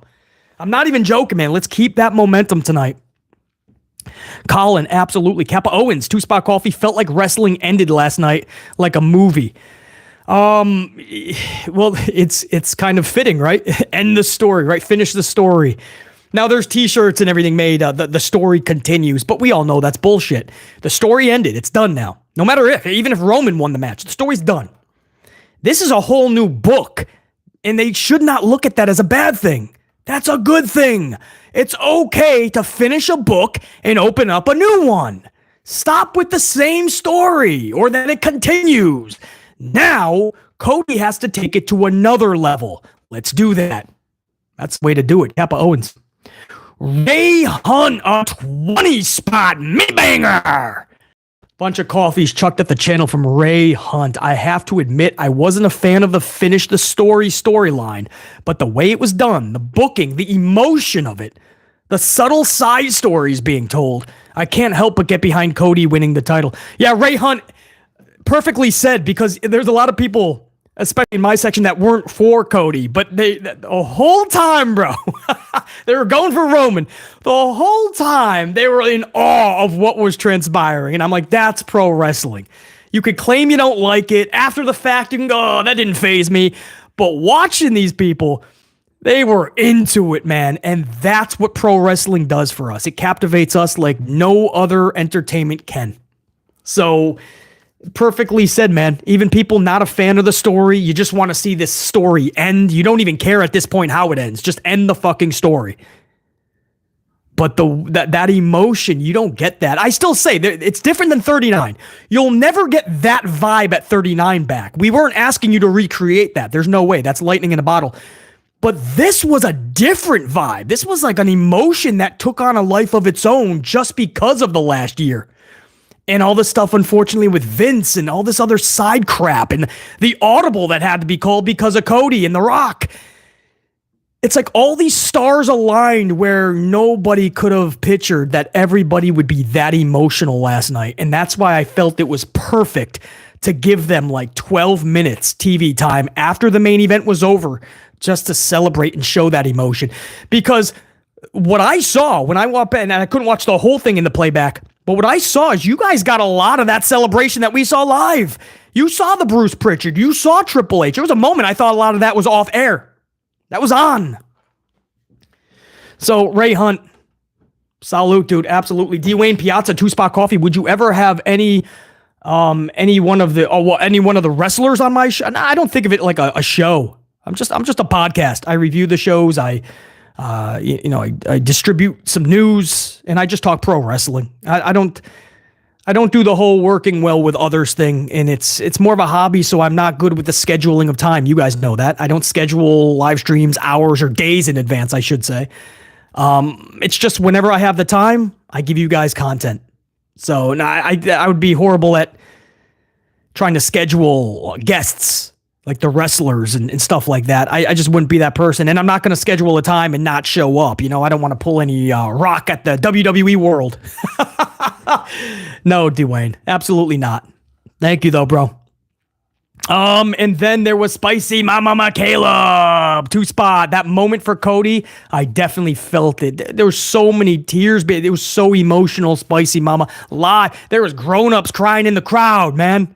That's when you know you got him. Old school WrestleMania 7 when the Macho Man and Miss Elizabeth reunited. Elizabeth kicked Sensational Sherry to the curb. And even though Macho Man's career ended in that match, thanks to the Ultimate Warrior, you saw his final moment. At that point, you thought in WWF, his final moment was reconciling with Miss Elizabeth. I mean, that emotion made grown-ups cry.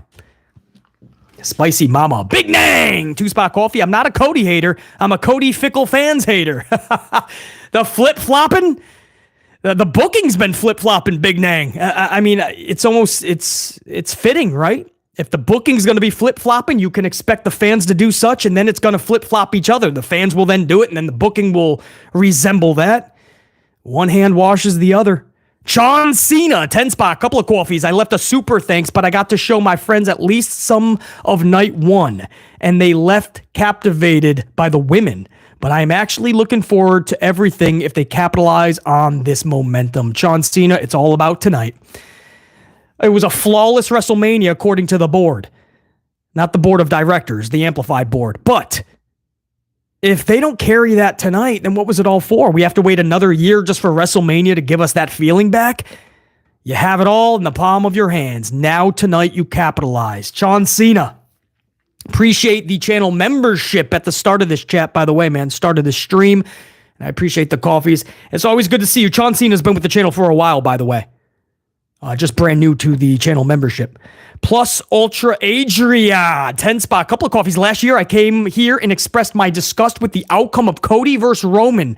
This year, I'm happy to come here and say Cody finished the story. I'll just wish Austin was there to stun The Rock. We all thought it was happening, man. We all were telling each other the glass is shattering. It's coming. Instead, the lights went out and the Taker showed up. But yeah, plus Ultra Adrian, I said at 39, it's Cody or bust. I stand by that, by the way. There's no, this, like I said, it's a different vibe, and it's the right call. But I guess more right call than wrong. But at 39, yeah, Cody apps. I mean, look at the last year, guys. We all know that Cody should have won the title last year. There was no reason for Roman to hold that title, especially because the original plan was Rock and Roman this year. Anyway, Rock was going to lose. Roman was going to Hulk Hogan's record. That was the plan. And it all got flipped upside down, and maybe it was all for the best when it was all said and done. But you still should have had Cody win last year, right? We could have had a better year than we did have, and then you still would have had a special 40, I'm pretty sure. But I don't know if it would have been that emotional, though. The stars aligned for that, man. Reese Monet, 5-spot coffee, Reese. Good to see you, Reese. Roman, whether you love him or hate him, he's still that guy. Hashtag thank you, Roman. We gave him a prop, a salute at the top of the stream, and we'll do it again, Reis Money. 1,316 days, man. There is not many reigns. I don't know if we'll ever see that ever again. A reign that went the span of 4 separate years, 2020 to 2024, to Roman Reigns. Perfectly said, Reese. Ron C23, 2-spot. I wonder if we get a big return wrestler on Raw. They used to do that the past couple of years. Like I said, Vince just didn't care anymore. We'll see if they bring back that vibe that this is the funnest Raw of the year, the Raw after Mania. Ron C23, we'll see, man. Mark Chisholm. Mark with a 5-spot coffee. Cody finally winning was long overdue. A full year overdue, bro, for sure. I can tell you how we felt at 39. Mark, no doubt. JG, 1988, 5-spot coffee. I like how they managed to end the streak without jeopardizing Roman's work. If Jacob Fatu really signed with WWE, they can build the bloodline still. Yeah, JG, can I want to actually expand on that if you don't mind. And I appreciate the coffee, and I totally agree. Expanding on that super chat from JG, there's a lot of word that Jacob Fatu signed with WWE, and a lot of people are just puzzled that he didn't show up last night. Guys, it takes explaining. You can't just have Jacob Fatu show up and everyone's like, oh, it's Jacob Fatu. No, man. A lot of that audience, WrestleMania, you're bringing back a lot of lapsed fans, a lot of casuals. You can't just have Jacob Fatu show up. He needs to show up on like a Raw or a SmackDown. Have that time to tell a story to the audience. I am totally okay with him not showing up last night. Should he have signed with WWE? So, JG, I appreciate you stating that because I did want to expand on that. JR9 Gaming, coffee 5-spot. JR9 says I was in attendance for Jay pinning Roman at Money in the Bank, and now Roman's reign ended on his record-breaking JR 9th WrestleMania main event. I guess I'm his kryptonite. Well, JR9, I can tell you this, man. One way or the other, that title needed to come out. So if we got to place you in the front row, that's what needs to happen. You can't go another year like this just to get Hulk Hogan's record, man. Again, when you, and thank you, JR9, but I want to expand on that. When you show up not every week, it does make you special. Hulk Hogan used to show up not every week. He would take a lot of weeks off. It made Hogan more special. Hogan didn't have 5 hours of television and 2 pay-per-views sometimes every month. Roman does. Back in the day, there wasn't even Monday Night Raw, guys. It was Superstars of Wrestling on Saturday morning. That was it. Then you got Challenge on Sunday morning. Now you have 3 hours of Raw, 2 hours of SmackDown every single week, 1 pay-per-view at least every month, sometimes 2. And Roman sometimes misses complete months. Anyway, that's a side rant, but still, man, you cannot take anything away from what Roman did. 1,316 days. JR9, fun statistics there, bro. Next time something needs to be done, JR9 needs to be front row. We got to come together, get the ticket. Bad Big Dog 95, 2-spot. WWE wanted Stone Cold Steve Austin, but he wanted no part of it. Probably thought on paper it was too much of a schmaz, like a lot of fans thought, or still think. But I bet you wishes he was a part of it because Stone Cold celebrating with, you got the beer bash along with everybody else. I think that would have been just the cherry on top. Like, picture Stone Cold celebrating with everybody in that ring last night. That is how you celebrate and take us off the air. Some reason they couldn't land Stone Cold. I'm going to try to find out more about that, by the way. Ray Hunt, 5-spot coffee. One more thing. Huge shout out to Samantha Irvin. Every week, her work continues to captivate. Howard Finkel would be proud. Heavy words there, Ray Hunt, because I totally agree, and I love Howard Finkel. I think there's nobody that'll ever come close to Howard Finkel. The way that dude used to introduce this next match is scheduled for one fall. He had this voice that, like, you stopped what you were doing. You knew it was about to be huge. I don't care if it's Tito Santana versus the Big Boss Man. It's going to be a massive event because Howard Finkel is telling you that. But Samantha Irvin, when she first appeared, I didn't have expectations at all. I was like, here we go. Oh, this is probably going to last 6 months. We'll get somebody new. And here we are, and she's one of my favorite of all time. She may have surpassed already Lillian Garcia, who was really good at what she did, guys. And JoJo, I always loved. JoJo was so good. But Samantha Irvin, the emotion, I mean, you can't teach that. So who was that? Ray Hunt, no question, man. Hold on, let me make sure I got everybody here. I want to make sure I'm not. No, I missed some on the earlier ones. Hold on, guys. Unique Butterfly, 5-spot coffee. Hi there, guys. I literally got chills watching the main event. I was nervous and excited all at the same time. The ending gave me chills. Very well done. Unique Butterfly, first of all, Good to see you up in the chat. I appreciate the coffee. Appreciate the fact that you're here live with us on this Monday morning. But Unique, I want to expand on that.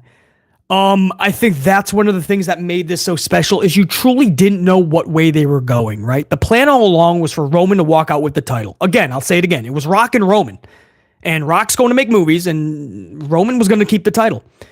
So then everything that flipped upside down when the whole Cody movement happened, and you're like, well, does Triple H now is he going to call an audible? Massive. And you did not know which way this was going. Nobody truly knew. And that's, I mean, when you have that type of atmosphere and that type of like thought process, you're not going to match 39, but you can do this differently and create your own vibe. And that's what ended up happening last night. So in the end, it all worked out somehow, or at least for many of us. Again, a lot of people may not have liked the main event, maybe too overbooked for them.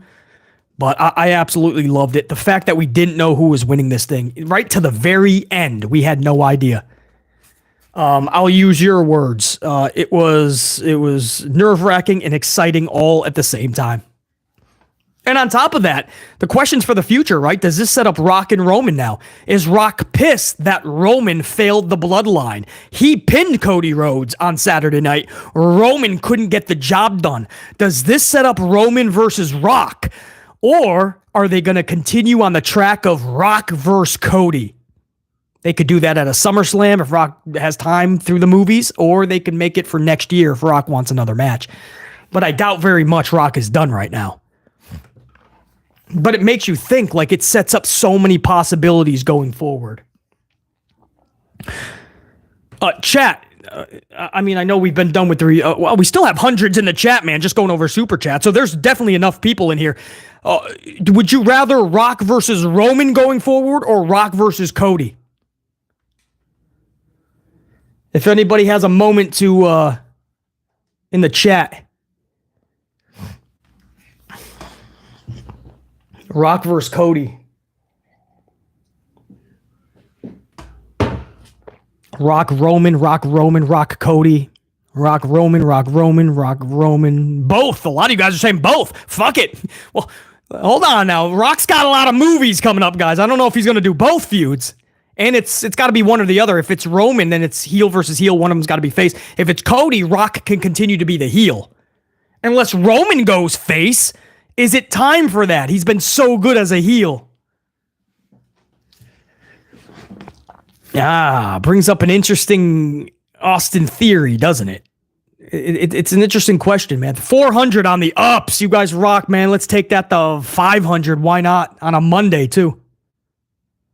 Back about both. Rock Cody, Rock. I don't know. Pretty split. A lot of you guys actually want Rock Roman still. I'm down with either one. I just hope it's told correctly. And I am absolutely on board whichever one they want to do. Unique Butterfly, again, salute. So good to see you up in here. Mr. D'Amico Endurance, 5-spot coffee. Cena still had time to grab a towel and throw it to the fans while under severe time pressure. When will people learn? Taker appears then. When will people learn Taker appears them? Congrats. I don't understand that last part, Mr. D'Amico, but... Oh, I got you on another super chat, 2-spot. I mean, Taker appears behind them. Come on, Rock. Laugh my ass off. Yeah. So Taker's music's hitting and Rock's looking up at the... man. You got to be sideways. Both ways, man. Mr. Tobacco also says, congrats, Cody. No, and Roman. I got to give him props too. But yeah, Cody, what a moment. And that popped BC. Cena still had time to grab a towel and throw it to the fans. I didn't see that when he was coming out. The whole section was kind of raucous live. So I didn't get to see that, man. That's hilarious. That's too funny, man. Cena still doing his whole shtick. I remember that happened. I don't know if it was WWE or AEW, but somebody was making a save. And they just like did their whole entrance like it was nothing. Like they didn't have to save the person that needed to be saved. Maybe it was WWE. Oh man, I know that's very vague. I don't know if you guys are going to remember what I'm even talking about, but somebody needed to be saved and there was a dude that was just like doing his whole entrance. I think it Was it brothers? Oh, man. Yes! Oh, you guys, I fucking love you guys. You guys are the best. That could not have been more vague. I'm like, there was a dude that should have saved a dude, but he like did his entrance instead. That's no information.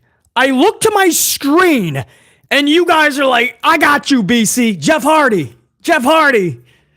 You guys are the fucking best, bro. It was Jeffrey Hardy. Yeah, I think, what was he saving, Matt or something? And Matt Hardy's being annihilated, and Jeff's like, he's jamming to he's going side to side. Matt's over there getting fucking pummeled. Jeff Hardy's finally like, oh, now I'm going to hit the ring. It was funny, man. You guys are the best, dude. Honestly, I could not have been more stupidly vague on that. JR9, did the contract expire? Because he's been talking about what's best for him and how he wants it to be more memorable, not about the money. But I just don't know if they can go like they used to. Jeff is so banged up. Matt Hardy is 10 steps behind what he used to be. I know they want to be the Hardy Boys they used to be, but they're not. And I don't know if WWE would take them back and risk a lot more. I mean, I wouldn't mind the music hitting and them having matches for sure. And I think WWE fits them better because they can slow it the fuck down, tell more story. Where in AEW, you're going to have to focus on a lot more bangers and 6-star matches. So maybe WWE is where they belong to end their career. 1 more, maybe 2 years. Can Jeff Hardy even do that? Scott McMahon, they made fun of it later. Yeah, we had a blast on that, man. He was just doing his entrance. I'm like, what is it? Get down there, man. Help your brother out. It was hilarious.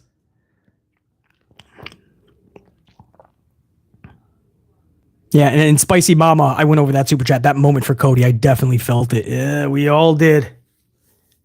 I think I got all of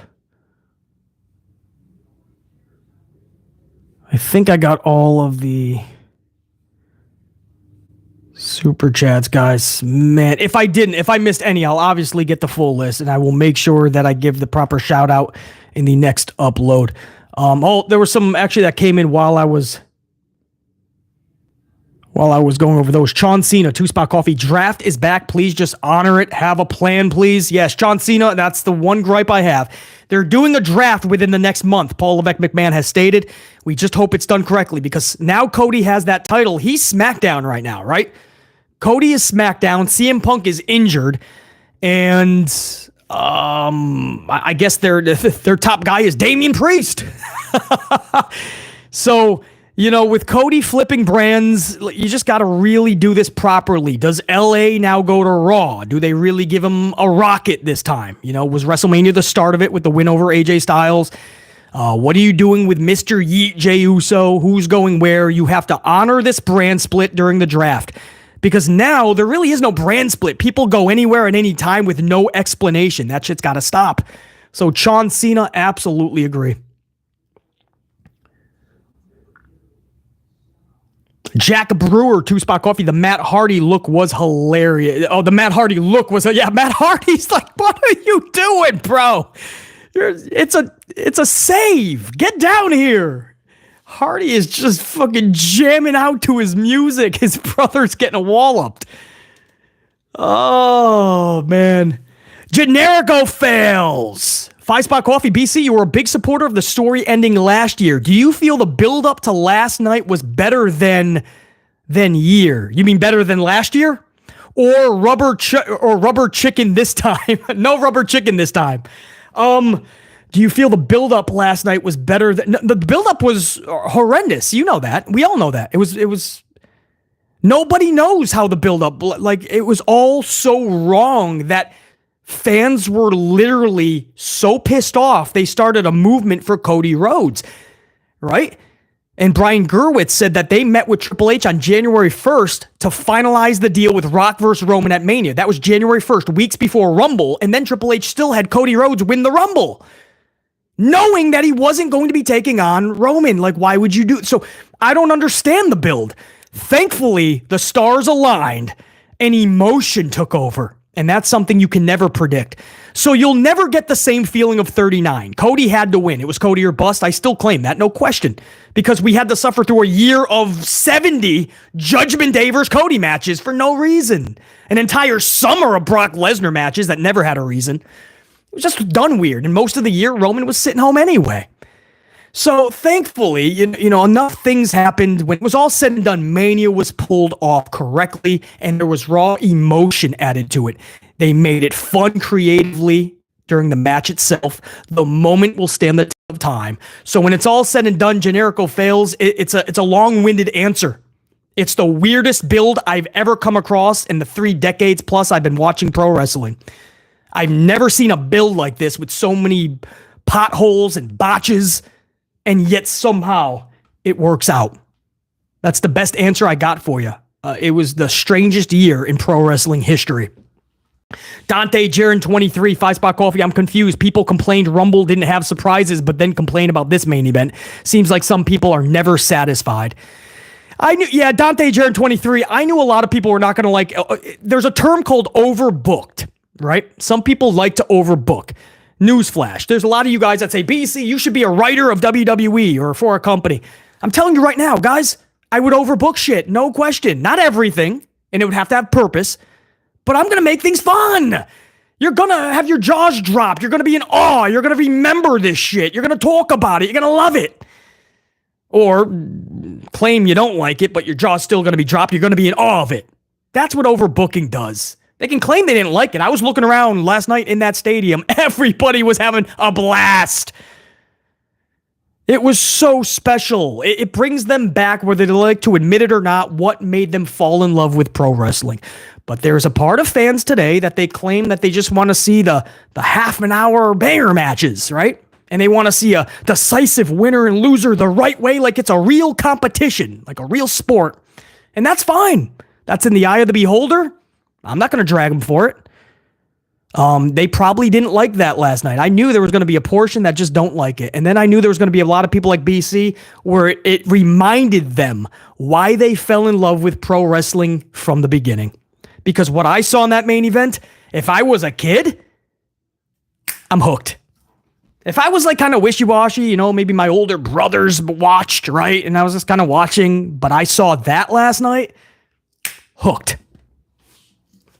That's why it's cool. Unique Butterfly, 2-spot. It's Bruce's fault Cody is the champion. Well, it is. Cody Rhodes, man, he brought out Unique Butterfly. Bruce Pritchard. He brought him out last night to say, this is all because of Bruce Pritchard. Now, that was kind of iffy because a lot of people thought that Bruce Pritchard was just the right-hand man of Vince and making WWE horrible. And him and Vince were working hand in hand. They didn't realize that Triple H's right-hand man is still Bruce Pritchard. They didn't realize that. So if you're loving Triple H, you're also got to give some credit to Bruce Pritchard. If you're loving Cody Rhodes, guess who brought him back? It was Bruce Pritchard. If you're loving CM Punk being back, guess who brought him back? Nick Khan. Right? Triple H just told you that. CM Punk told you Nick Khan brought him back. But Cody told you it was Bruce Pritchard. Bruce and Vince flew over to Georgia to see Cody. So, you know, but that's a good thing, guys. That's good. That means Paul Levesque McMahon has people around him that he can spin off ideas. If it's just Paul Levesque, you're going to see a boring product. I'm telling you, he'll probably admit that. But what he said last night, and I saw this clip as I was headed to the studio, I literally heard him say, I am developing a team with Nick Khan. He's got the production of, what's his name? Eric Leafy or whatever. You guys can put the name in the chat. He's got this team that is developing. And that's when he was at his best. NXT Black and Gold, when he had William Regal, Dusty Rhodes. When Paul Levesque McMahon has a team around him and he's not doing it all, you're going to get the best product possible. I say that about Tony Khan. If Tony Khan gets enough people around him that know more than him in certain areas, AEW is going to be a lot better off. Jack Brewer, 2-spot, finished the story. Booking was bad. The end was wow. Yeah, and that's just the stars aligning. That's something you just never could predict, Jack Brewer, for sure. Storm, 2-spot, check you later. Enjoy the Eclipse and the Yankees. Yes, thanks for stopping by for this entire 2 hours and 15 seconds. It'll be 2 hours. Storm, I appreciate you, man. And you know I'll be rocking the Yankees. I think we're on tonight, actually, 7 o'clock-ish. Maybe I'll even go to the game. We'll see. I might have tonight off. We'll see. In 3 seconds, we'll be live for 2 hours. 2, 1. Happy 2 hours, everybody. If you were down from the first minute, you just went 2 hours with BC. I appreciate you guys. Storm, Unique Butterfly, Big Nang, 2-spot. BC, as of now, Drew is facing struggle and adversity. Big Nang, Drew needs to make sure his I's are dotted and his T's are crossed on the new WWE contract before he can even think about CM Punk or Damien Priest or Seth Rollins in the future. We got to find out more on this contract status with Big Nang in his super chat on Drew McIntyre, because this is going to be more struggle and adversity than we think. We're even hearing Becky Lynch has not officially signed, dotted the I's, crossed the T's. So Becky Lynch is facing struggle and adversity too, Big Nang. Prime Killer, 5-spot coffee. I guess that justifies Cody needing more struggle and adversity. LOL. Oh, man. I think if done correctly, this is going to be a really good title reign. If I say this all the time, if done correctly, man. And if that means Prime Killer, if that means, all kidding aside, if that means real struggle and adversity with the title, not the chase for the title, I'm here for it. Triple H and Cody Rhodes together, the way they love to overbook, this could be a fun year. I'm telling you, man. Could be. Operative word, could be. Those are the operative words.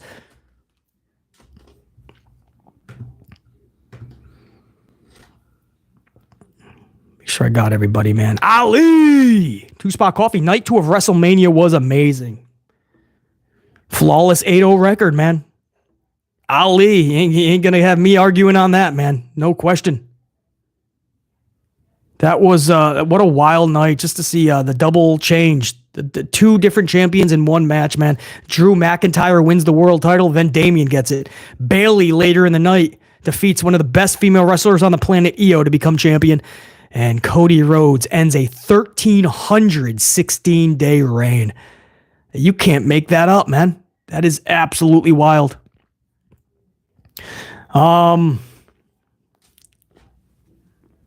Make sure I got everybody here. Hold on. Guys, I think I got everybody. That was 2 hour. Oh, Latasha, 2-spot coffee right at the tail end of this stream. I think Roman and Rock should feud from the spear. Latasha, that's exactly what I was thinking. They started this thing, WrestleMania Night 1, that spear that Roman inadvertently gave Rock, and the look on Rock's face. And now you have Roman disappointing the bloodline. Rock carried his end of the bargain. He defeated Cody, pinned Cody on Saturday. Roman did not. So Rock could look at Roman like, dude, first you speared my ass. Luckily, I dusted myself off and carried our team to victory. And the next night, you completely disrespected our family by losing. I mean, that could be it. If you're not going to go Cody and Rock, this could have catapulted that. And it all started from that spear. Latasha, I appreciate it. Jane Donnelly, 4-spot coffee. Jane, I'm glad. I don't know how long you've been up in the chat, Jane, but I'm glad you're up in here. I want to give you another thanks on Saturday night's live stream that we did. Jane Donnelly, just MVP status. A couple of 50 banger bombs. Really just set the tone for the live stream. So, Jane Donnelly, I want to give you another shout out, man. That was huge. Glad you were able to come on this one. And I see the coffee super sticker, bro. Salute. I'll throw a swig on that. That's a way to end the stream. Scott McMahon, Rock telling Roman, get up, bitch. The Rock's trash talking, Roman's trash talking in the Cody match. Yeah, I tell you, man. Too funny. Guys, it's over 2 hours. I'm going to let you guys rock out your Monday and the rest of the week. We'll be right back for the Raw review. So I'll be doing my due diligence tonight on the notes and all that good stuff. So there's a lot more coming this week because it really truly did feel like a new era last night, but we won't truly know until we go forward, and that starts tonight. Was this just because it's the WrestleMania magic that we always feel? Or are they really going to start is this going to feel special going forward like it did this weekend? That's what we're hoping for. We hope the best for Paul Levesque McMahon, Triple H. We're all going to be rooting for him, whether you like him or don't like him. It doesn't matter anymore. If you want a better WWE, a better pro wrestling, this company has to start doing a lot better and succeeding. And right now, it's Triple H, Paul Levesque McMahon, that's going to be leading this ship. It felt like a little bit of a swing this weekend. I can't explain it. I'm hoping that momentum carries on.